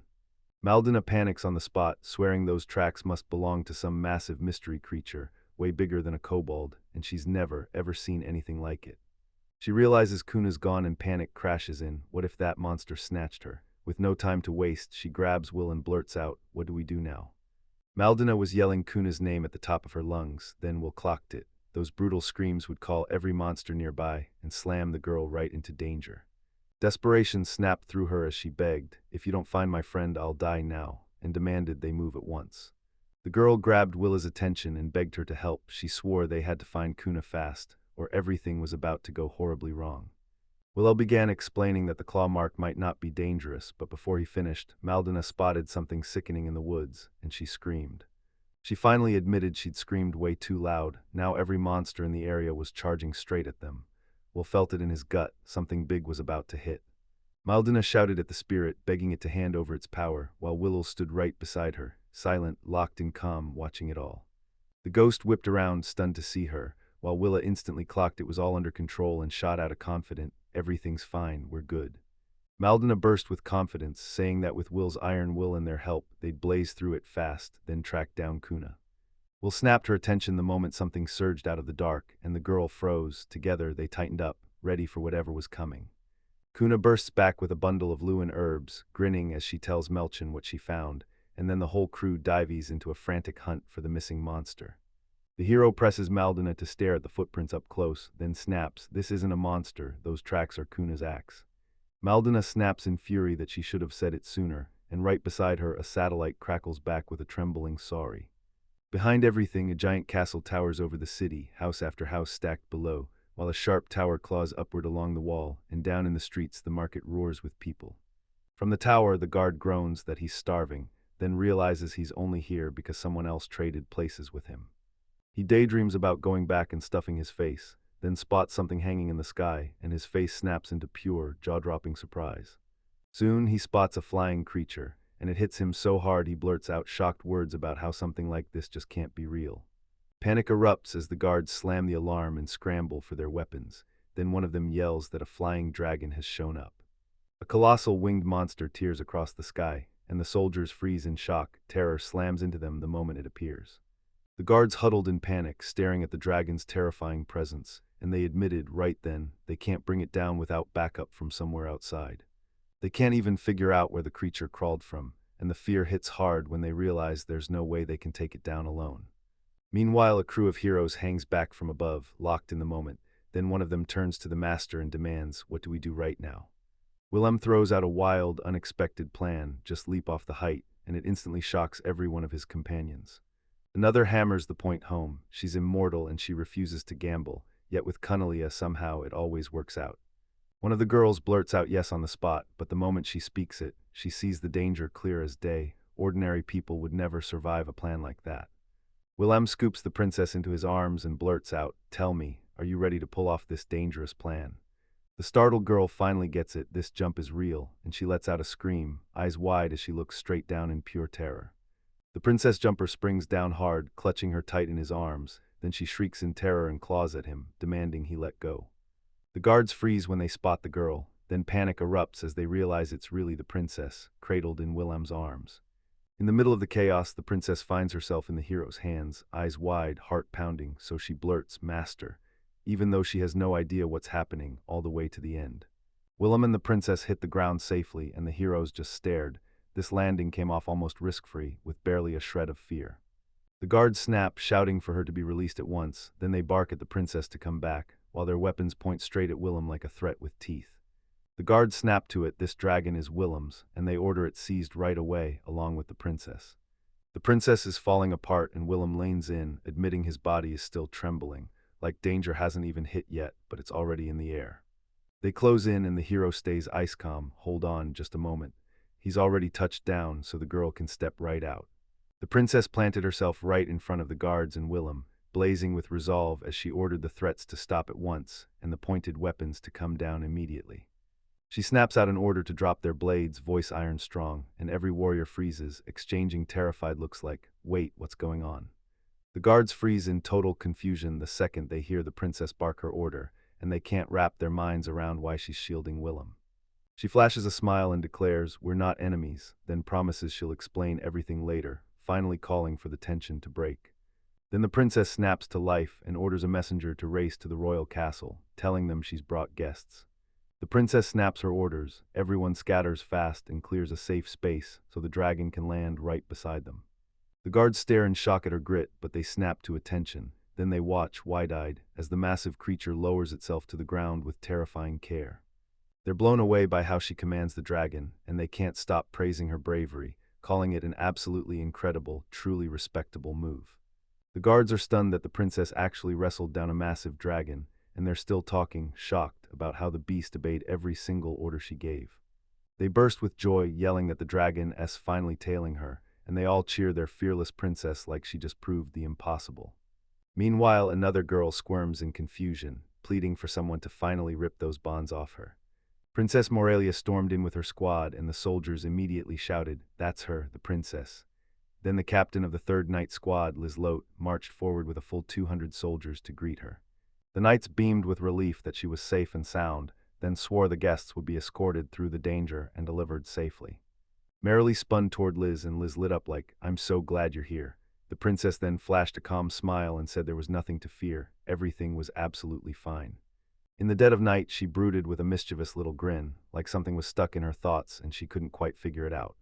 Liz snapped to the princess with sharp suspicion and demanded, "Don't you dare tell me I messed up again." The princess shook her head, snapped that everything wasn't fine, and admitted Liz was panicking for her. Then she insisted it was pointless because Liz was right here and everything was totally okay. The princess said she'd already warned them when she'd leave, so there was no point pretending they didn't know anything. She commanded the knight to lean in and listen, declared he was being yanked out of office, and ordered him to tell every one of her subjects why he was leaving the castle. Then she snapped that she'd handle Listy herself, waved the former security guard off home, and stood there waiting for the royal decree to finally drop. Liz snapped that the princess, born as the country's very soul, was responsible. Then she insisted that having an armed force and solid reinsurance never does any harm. One of the heroines snapped with fury and demanded to know why they were stripping her of her duties, insisting it was absolutely, unfairly wrong. She stayed cool and told them straight up, "I didn't get a word with my superiors, but I'm still a knight." Commander Lizlot shot out an apology for the delay, introduced herself as the commander of the third night squad, and bowed with full respect to greet everyone. Liz Beam told them it was a pleasure to meet them, and proudly said she'd been assigned to escort them to the royal palace, with full respect every step of the way. Maldina said it was an incredible honor to meet Liz, and Canaria chimed in, grinning wide, that she couldn't be happier to finally meet her too. Liz snapped her fingers and told everyone to follow, and the whole crew sprinted toward the palace, while a dragon, still dead asleep, got to rest in peace. In the lavish hall, a feast-laden table gleamed, and the guests were ushered to their seats, told to settle in and breathe easy before the meeting kicked off. The young man snapped around and told them, "Follow me." Then he strode forward in calm silence straight for the door. They tailed the guide through the palace corridor, their footsteps booming down halls lined with glittering mirrors and towering pillars. The heroes strode into the throne hall with the knights right behind them, praying the moment they met the king would stay calm, respectful, and under control. The king sat high on his throne, and the young man blurted out in shock, "Wait, you're really the ruler of this country." The courtiers roared at him to bow down, hit his knees, and beg forgiveness for every harsh word he'd just thrown out. The king cut off his advisors mid-sentence and demanded they stay cool, then declared he'd handle everything himself. He stared that young man down, instantly sensing he was trying to scare him, yet the guy stayed unnervingly quiet like he was holding back a storm. The king shrugged off his enemy's words like a light breeze, empty, pointless, and doing nothing to shake him. The king told them everyone hides their flaws, but the methods are different. The strong use their mouths to fight back, and the truly hardened hide their cracks deep inside, spiritually. He flat out said he despises pretense and hypocrisy, because people like that make his stomach churn, and his trust in their words evaporates. A young man stepped up and said his name was Willem, then he dropped the real reason he was here. He didn't come alone, the princess demanded it.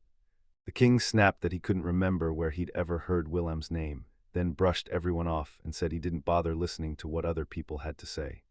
He clocked that Willem was already right in front of him, so he cut the fluff and went straight for the point. The boy shot back that he was the man the whole kingdom couldn't stop talking about, and he wouldn't suddenly act all friendly just because he wore the crown. The king immediately clocked how beautifully Willem spoke, then his mind snapped back to everything Basilarch had warned him about Willem's story. He confessed he was shocked that Willem could read his mind so clearly, and then admitted he'd been hearing rumors about the adventurer's wild exploits for ages. So he flat out demanded that Willem fall under his command, because in his mind it was the only obvious move. Willem flat out refused, and everyone in the room froze in shock. Then the king gave a knowing smile and told him to hear the rest of it. The king said he'd love to make him his subordinate, but Basilar's story hit hard, and the king instantly changed his mind.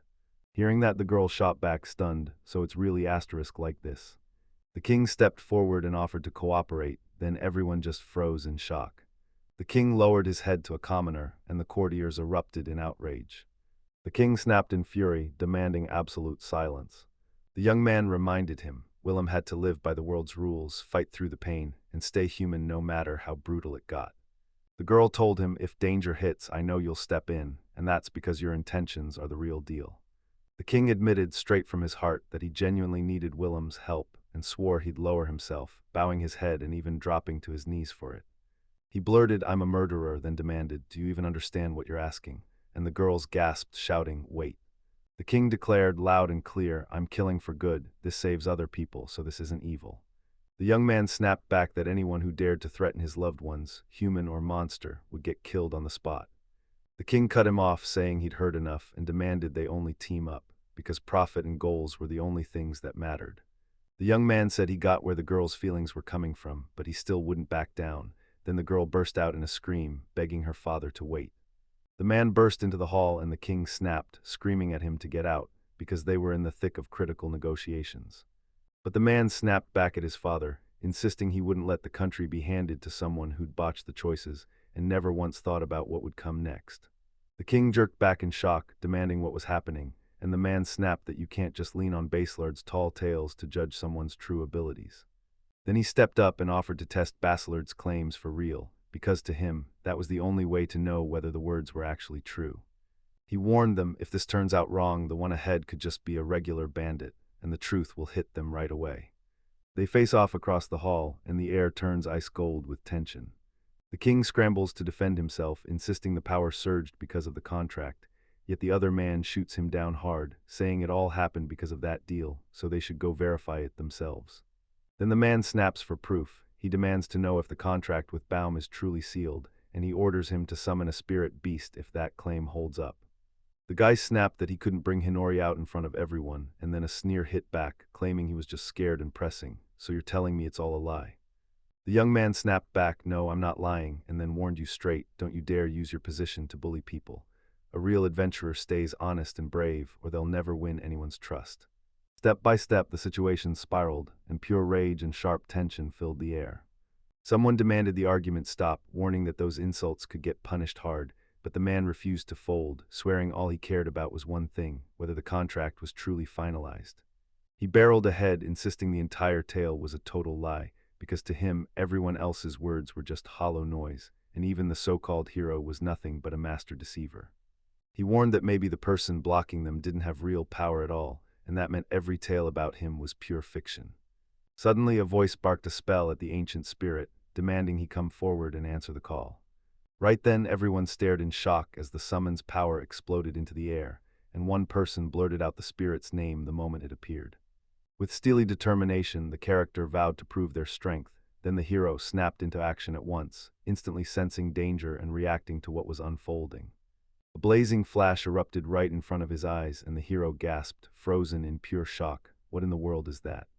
He locked eyes with his opponent, stunned that his strength didn't make sense, and then he outright froze at what he was seeing. A blinding flash ripped through the hall, and out of the flames a majestic winged spirit burst into existence, flooding the whole place with raw, unstoppable power. From the blinding light, Hinori burst into view as a majestic angel with massive wings, and everyone there froze in pure shock. The hero screamed in pure frustration, demanding, "Why are you here?" Then he practically ordered her back. Hinori snapped, telling him to shut up. She'd never kill him. Then she hit him with the truth. She was only trying to raise one tiny child who couldn't even talk to people. The young man blurted her name in shock, and the other character could only stammer, panic freezing him. The hero thought of Hinori, realizing she'd shown up alone, and feeling that chilling, something's wrong dread crawl in his chest. Then he blinked, feeling something was off, and at that exact second, bam, something snapped his attention in an instant. The man declared this was the hero's spiritual beast, an astonishing artwork forged by God himself. Then he vowed he'd master every single one of the hero's abilities, and bind them to himself by turning the hero into his own spirit.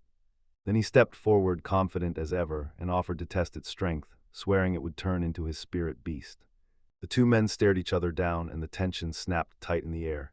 Then the one man cracked a smug grin, like he was moments away from making his move and ending it. A clawed hand snatched one of the characters out of nowhere, and he shrieked in terror, desperate to shout that royal blood coursed through his veins. The creature pinned him down and said, cold as stone, that it didn't matter who stood in its way, and then it snarled that he absolutely deserved punishment, because his master shouldn't have treated anyone with that kind of rage. The prisoner snapped in pure frustration. This was a misunderstanding, but the truth hit him hard. It was happening because he was tied to the royal families.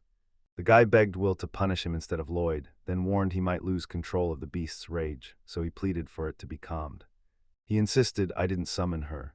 He even admitted it might have looked like malice at work, but the truth was clear. The contract with Hinori didn't give him control over anything like that.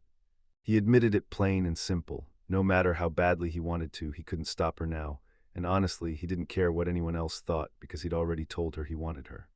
The main character swore he wouldn't stop her, no matter what. Someone else blurted, stunned out of their mind, asking if he'd actually passed out.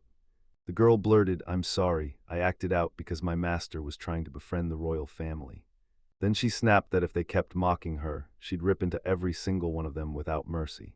He spun back to the spirit beast and begged for forgiveness for his own dumb blunder, then snapped that he never expected Loy to pull something like this, swearing that the moment he finally came to his senses, Loy would get hit with the real punishment. One of them snapped that there was no need for explanations, but he still pointed out we could issue a decree, and then he ordered me to remember that. And he added then there won't be any threat, swearing he'd never obey a soul, only his master. One of them snapped that the outside world had its own rules and demanded why he even forgave that disrespectful jerk, while another insisted that wiping him out would be easy, until they admitted that if they did, the country would kick off a full-on war with them. So he figured this out, win the war today, and the country would still crumble afterward, sparking a forever war against every nation until the whole continent got dragged under. First, they asked if he truly wanted to do it. He shrugged, not really, because he wouldn't risk anyone getting hurt. Then they pushed him to dig deeper into this world, and they swore that once his mind shifted, every order he gave would be carried out. He assumed that meant 0 murders, and when she nodded, he hurriedly thanked her like he finally got the whole picture. First, they claimed Inori could approve it and no one would complain. Then they added, and if His Majesty doesn't raise a fuss either, it's time to settle this conflict peacefully. The king shot back that this was exactly what he'd been praying for. Then he thanked them for bringing him in, and immediately declared that Lloyd was getting locked under house arrest, so he'd never try that stunt again. The young man burst out, joy lighting up his voice as he called Hinori's name. A cloaked man burst from the shadows, then froze in front of the palace, staring hard, like he was memorizing every detail, and the moment his mind caught up, he grinned because the spirit beast really was breathtaking. He was convinced this was the spirit he'd been hunting, because that creature's combat power was so brutal that in a solo fight, nobody could last even a moment. In his heart, he just knew him and the spirit were a perfect match, like fate had written it into their souls. He let out a chilling chuckle, lost in his own thoughts, and that grin twisted into something downright sinister. He was convinced he'd crack it and snag this spirit, and he knew his plan would work. In his head, one thought screamed, "Don't you dare make her wait, make sure you meet Hinori first." The girl spotted something off and whirled around in shock, locking onto every detail of what was unfolding. She spotted a stranger in a raincoat, then he burst into laughter and yanked out his sword, ready to strike. That mysterious stranger leaned in and declared, like clockwork, that Lord Listian really was the kingdom's strongest, something he'd witnessed firsthand more than once. Listian then stared at Astajo, like he already knew something was coming. The warrior pressed his sword to the enemy's throat and demanded a reason for his arrival. Then he straight up warned he'd kill me the moment the silence answered back. The stranger clocked the other guy's impatience in a heartbeat and told him it looked downright complicated. Even with a gun looming, he kept his voice steady and told you he was truly happy to meet you, confident to the bone. The stranger stepped up and called the warrior Lord Listian. Then the warrior shot back that there was one urgent thing he had to talk about. The stranger introduced himself as Julius, then lined in and said he carried a message for the other person, sent by someone else, and demanded the sword aimed at him be lowered. The warrior snapped back and threatened to kill him right there, saying Julius better speak the truth as he is, or the reprisals would come crashing down. The stranger leaned in and snapped that the kingdom was crumbling, and that its end was right around the corner, then demanded I team up with him if I wanted any chance at survival.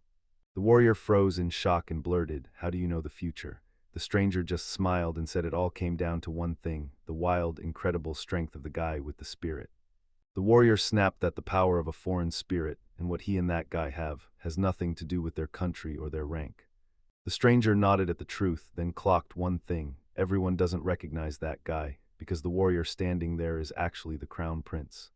He said the deal can be ripped up any time, and he couldn't stop questioning whether this union even has the backbone to stand up for itself. The stranger leaned in and promised that if they teamed up, they'd reach one decision together and grow stronger fast, while hinting that the warrior is just as unbearable to stand near and that convincing everyone else would be a total breeze. He said uniting for the kingdom is a must, and even if this plan blows up, it'll still be a win. The warrior snapped back, shocked by the demand, but the stranger pressed on, insisting it's worth teaming up if they want to save the country. The stranger smirked and said, even if the king hates the idea, it won't stop this. Then he leaned in, sizing the other guy up like he wasn't weak for a second, and told him to trust his power and follow him. The warrior erupted in protest, demanding whether that move would count as treason, then slammed his fist down and declared he couldn't betray his country, or the father he loved, by turning down the offer. The warrior snapped at Hikai, warning that siding with the stranger would be a betrayal, his anger blazing through every word, so harsh Hikai couldn't possibly accept the suggestion. The stranger stayed stone calm and snapped, "This isn't betrayal, it's loyalty to the kingdom," then promised, "We'll save this country together." When she heard it, her whole world jolted, then silence hit hard and the words just wouldn't come out. She couldn't forget that her father's confession mattered too.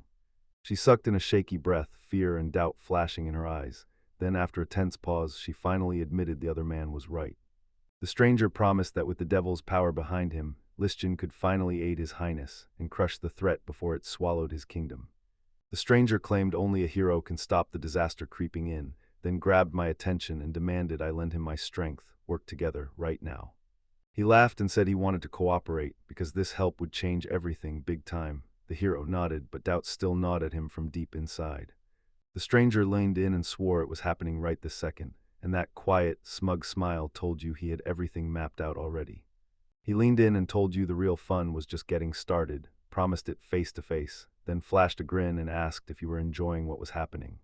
The girl pleaded, "Will you stay one more week?" And he snapped back, "No, I'm wiped out, I'm leaving." A man stepped in and introduced himself as a knight of Lyserov, then declared, right to everyone's face, that he'd be traveling with Lord Vilm and Lady Canaria today, signaling he wasn't here to play. When the girl spotted Balud, she froze in shock. She never thought she'd find him here, and blurted out, "Why are you here?" The boy said he'd come about something tied to Mr. Wilm, then asked straight up if he was messing with them. The warrior spotted the incoming young man and stepped in to greet him, but surprise hit hard. He demanded what was wrong, eyes locked on every move as it all unfolded. He flashed a smile and told the guy, "I'm Richard Liserati," then leaned in with, "There's nothing to be done," and the other person went dead silent. Another young man broke in and said, "I can't talk to you right now," then told them to scoot over a bit so they could talk in private. Beluda Haven popped into the scene and introduced himself as a spirit mage, telling them he'd just met them before, so yeah, they already knew each other. Then he grinned and said he was pumped to team up with them again. He'd quietly nod and say he'd be thrilled to join up, rolling right into the team and cooperating. Canaria leaned in and said, just like Maldina, he's a spirit mage. Then he bragged about his wins, wiping out orcs and carving through demons with pure, unstoppable force. Beluda snapped that he didn't come here for stories, told him not to act so shocked, and said his real mission was to meet Mr. Wilm, the spirit mage and summoner. Wilm caught it instantly. Beluda's spirit was rock solid. Beluda grinned and said he wanted to learn the truth behind his contract with the strongest spirit, then begged him to tell the whole story. In the end, he said plain as day that nobody would think otherwise, making it crystal clear what he truly meant. Belud insisted he'd come with nothing but good intentions, just itching to satisfy his curiosity. Then he called forth a spirit named Sandra. When the spirit finally showed up, he leaned in and claimed, "Yeah, that one's mine." Balak introduced her as Sandra, then muttered that she wasn't exactly high-spirited, before turning to her and ordering, "Go on, greet the others." Ghost tried to introduce herself, and Wilm stared in shock as she fumbled over the words, fighting to get them out. The girls thanked them for working together, then one of them said this was straight-up Balud's contract spirit. It played out exactly like they expected, even if that spirit didn't leave much of a mark. Will stayed silent, and the spirit jerked like those words burned. He caught on that the spirit reacted weirdly around people, and his mind started racing. Was she scared of them? That detail totally hooked him. Beirut blurted out an apology to everyone and confessed that Doe wasn't dangerous at all. He was just painfully shy. Everyone stared in shock at what was unfolding, and the whole atmosphere erupted into tension. Balud shot forward and started calming everyone down right away, telling them it was all okay and to drop the worries, then leaned in and said this stays between them. Things will blow over soon, and this situation isn't dangerous. But the girl barreled in and shouted that Mr. Wilm and Canaria had no intention of brushing this off. Wilm leaned in, gave a quick nod, and said he had to step out for a bit, because he needed to see Maldina, and nothing mattered more than her safety. Lisa Rote's first name call shocked the girl so hard she stared in disbelief at his decision. We'll warn them, stay sharp, then we'll head back the moment we find Maldina," and the girls thanked him. One of the girls grabbed Canaria and begged her to come along. Canaria didn't hesitate and snapped back with a quick yes. Canaria spun toward the boy, gasping, "Master," and in that instant she couldn't shake the feeling that he was weird. Will said it was loud, but the moment he looked around, he couldn't feel a single soul here. He felt it like the answer was hiding somewhere right here. Aaron and the girl finally hear those eerie sounds creeping in around them. A girl with long hair suddenly popped up out of nowhere, blurting that it was something, then hit a freak obstacle, only to realize a shield had materialized right in front of her. The girl snapped, "Don't come any closer." The guy stepped up and calmly asked if she needed help. She knew it, her magic power was normal, but her focus and speed were slipping fast, and that wasn't going to cut it. He nodded like he got it, then told her straight up to rest. Will figured he was out of options, but as predicted the barrier hit hard, and still, the girl busted straight through it like it was nothing. He yelled that just a bit more and pushed himself forward like it was do or die. Then the barrier shattered with a thunderous bang, and everyone nearby stared in shock at what they'd just witnessed. Canaria screamed at the top of her lungs, and the others snatched her before she could fall. She checked on Mel, asking if she was okay, and Mel shrugged it off, saying she was fine. The girl finally confessed she burned through nearly all her magic power to pull it off. Then Wim let out a thankful smile. Maldina smiled and told Mio she was doing great too, and Mio practically burst with joy. She blurted out that she finally understood. The guy snapped that you had to get your magic back, ordered Canaria to stand watch, and Canaria shot back, "Got it." He snapped around to Meldine, said her name, and told her to calm down. He vowed he'd do everything he could to help her and even promised to restore her magic. And when Maldina finally spoke up, she admitted she had no clue what was going on at all. The girl froze in pure shock when the crystal hit her eyes, and the other girl blurted, "That's a princess." The girl screamed at the summoner to fall back, then battle cry blasting. She surged forward and slammed into the fight. The girl snapped that she wouldn't step away, and she'd make sure she never let the opponent escape her. She tore forward and smashed straight into the enemy. Another girl snapped that this place was deadly, blurted that she had no clue what that idiot was doing, and demanded she get out, right now. Canaria screamed for Lady Romelia to be saved, then snapped to the master's name like her voice could break the sky.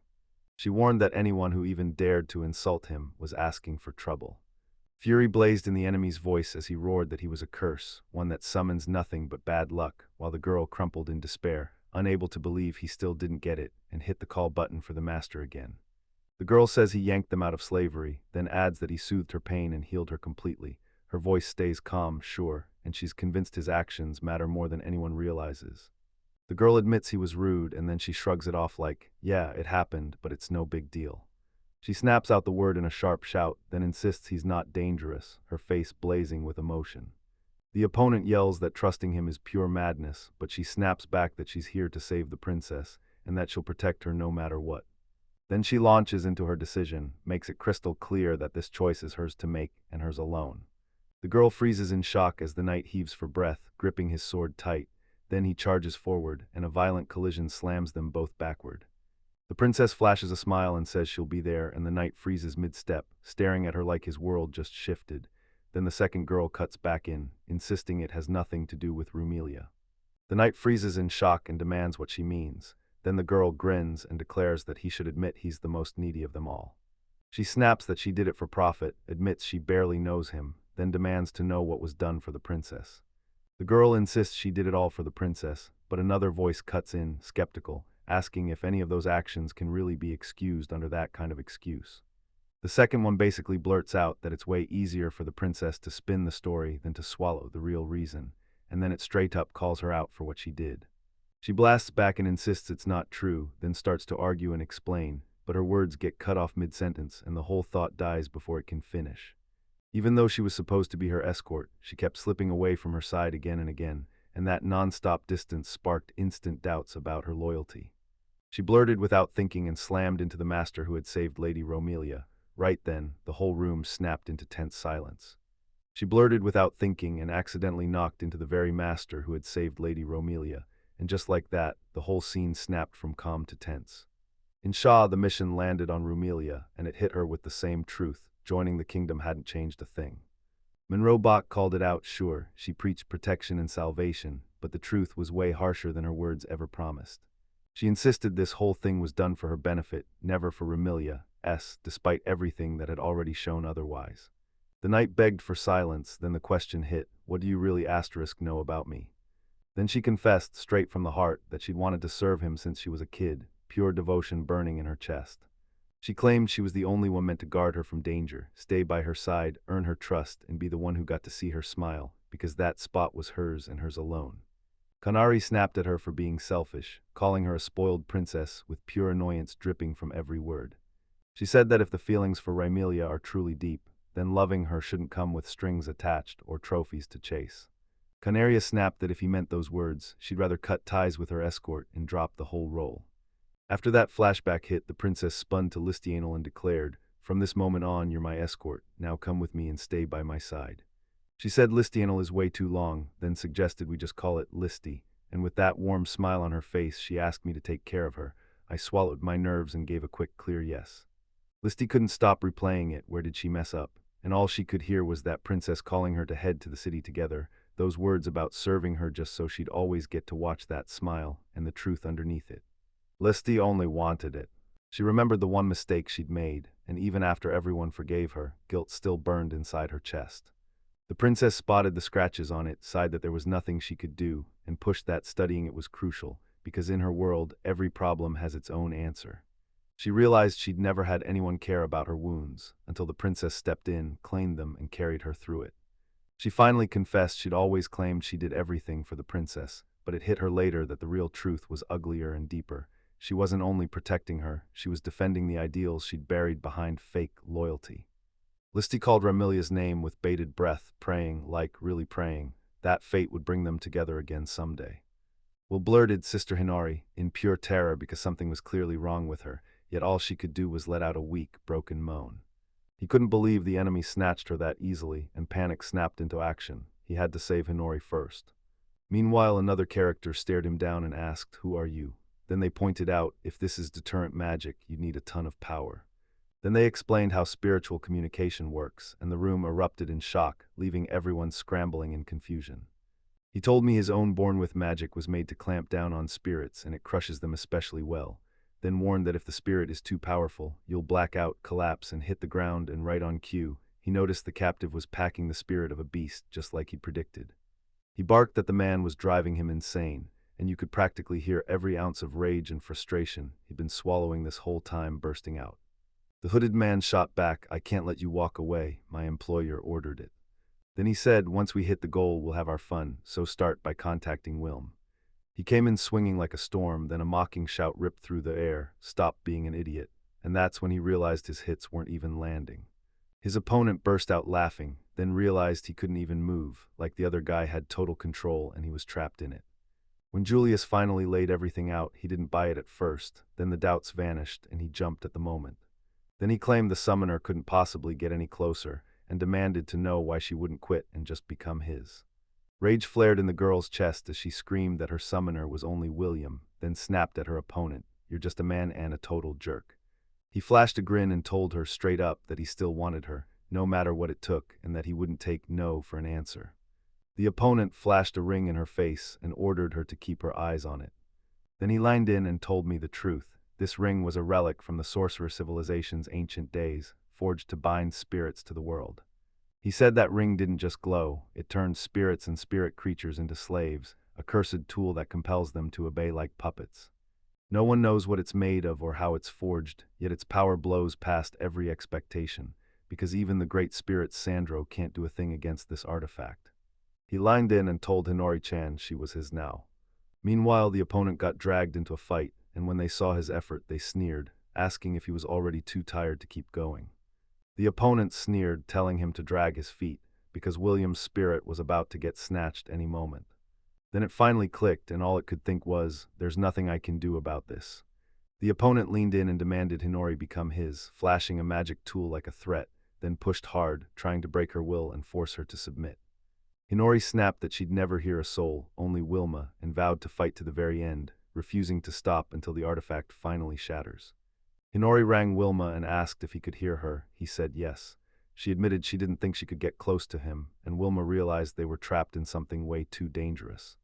Wilm grabbed Hinori's attention and told her, "Listen to me, this isn't the moment to overthink strategy. We move now and we move fast."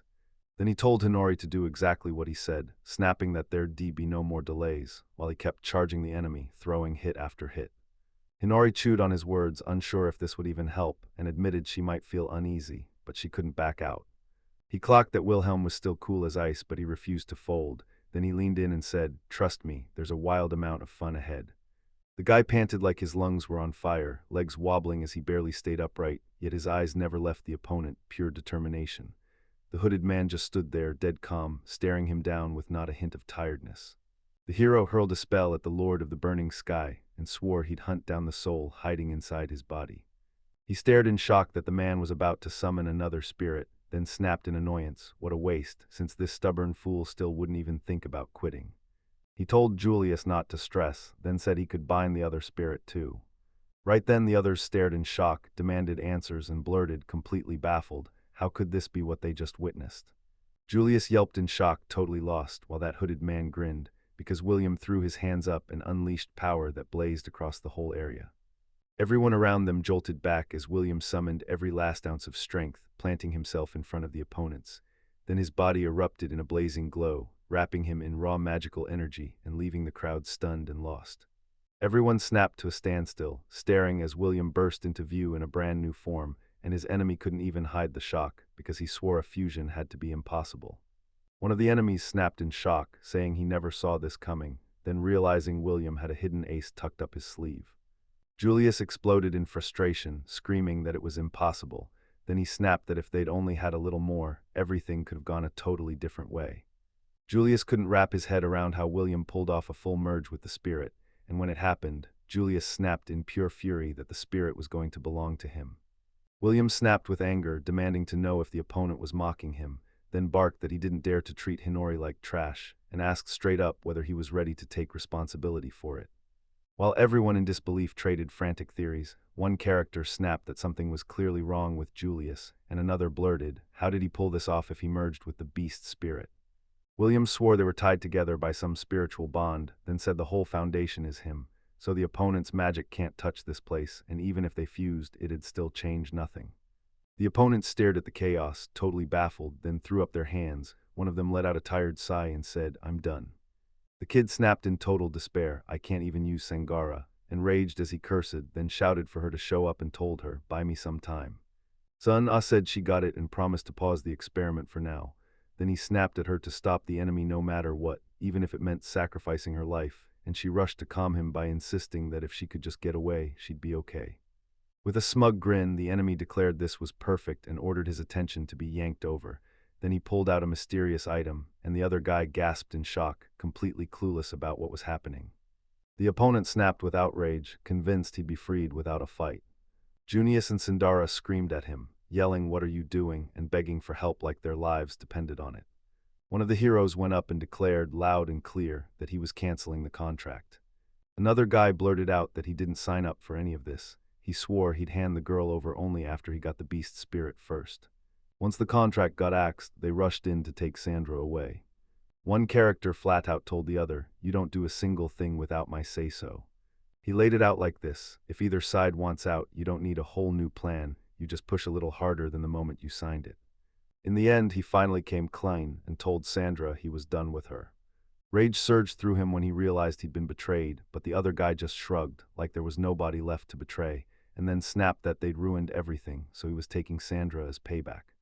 He made it crystal clear, his opponent was the one who tried to betray him and bolt, not the other way around. The hero snapped, asking if his opponents were finally done. Then rage flashed in his eyes as he vowed to burn the enemy so completely that not a single ash would be left behind. Another character shook with fear, begged him to stop, and demanded they wait, while he frantically tried to defend himself, even drawing a brutal comparison to what happened to Sandra earlier.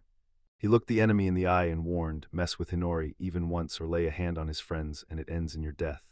Then he dropped the final blow, "You're going to regret every single thing you've done." The opponent snapped in rage, begging to be stopped, but the hero stared back cold and unshakable, ready to push forward, not back. After that brutal attack lit up the area with a blinding flash and ripped everything apart, one of the men snapped that he had no idea what kind of contract they'd signed, while the other just nodded and said, "So that's it, everything suddenly makes sense now." What? The hero demanded, "Please let her go, she deserves freedom," but the man coldly replied that the girl was the one trapped by the contract. Then they pointed out they'd been chatting for ages and pushed for the conversation to end, and the reply was, "Fine, everything gets settled right here, right now." William snapped a blazing feather into existence, and it flashed in front of his opponent like a burning warning sign. She gasped, flames burst outward, and the whole moment turned deadly fast. The hooded man told him, "Don't worry," while clutching Sonara to his chest, his voice steady, but the girl still lay there, knocked out cold. The hero lined in and swore the flame listens only to him. Then the man confirmed it burns only the things he commands. The main character snapped at the enemy that he needed to take better care of himself than everyone else, while a hooded man cradled the girl and stared in silence, until the guy spat out a pissed-off expletive and suddenly exploded forward, launching an attack. The hooded man got slammed backward, coughing hard as the hit jolted his whole body, and he fought to keep the little girl trapped in his arms. The long-haired girl snapped at me to stay away, begging me not to touch her again, weak as she looked, but fiercely determined in that exact moment. He stared in shock and swore it had to be a spirit. Under his hood, the man finally exhaled when he saw the girl back, calling her his salvation and stressing it was just in time. Then he said she was doing great and praised her grit for staying strong in the middle of all that danger. The girl cracked a smile and teased him about the words of salvation, her tone sharp enough to see if he'd really meant every word. He shoots her a quick thank you, grins and says they've got a new friend now, then offers to move it, and she lights up and agrees at once, ready to jump in and help. She tells him that since he's brand new in her life, she's going to give it her all, then smiles through pure determination, promising she'll stand by her loved ones and shield them no matter what. He unleashed a spell called Mind Blinding, and his words detonated the air in a blinding flash of light. A wild commotion erupted outside, then a massive winged beast swooped over the treetops, and the man snapped his head up.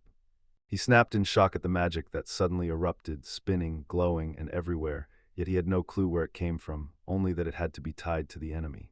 The man yelled for Amy, and the hooded stranger urged her to strike while the opening was there. Amy nodded and agreed.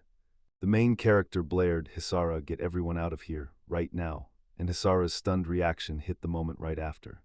He caught a familiar voice and instantly thought of Hinori, then his gut told him something must have happened to Wilm.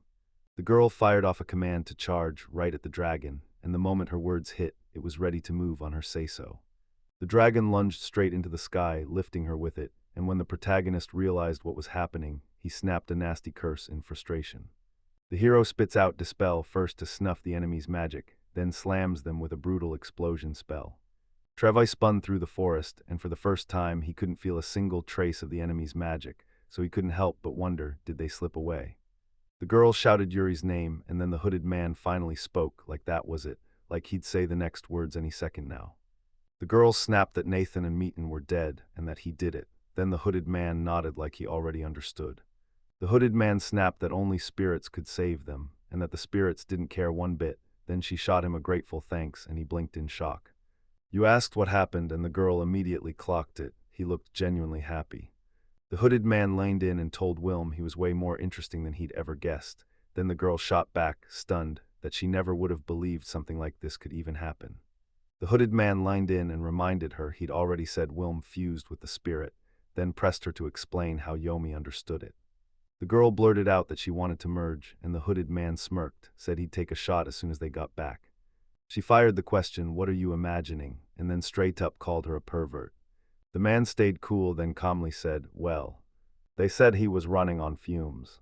The long-haired man leaned in and told Wilm, "I really hope I get to see you again."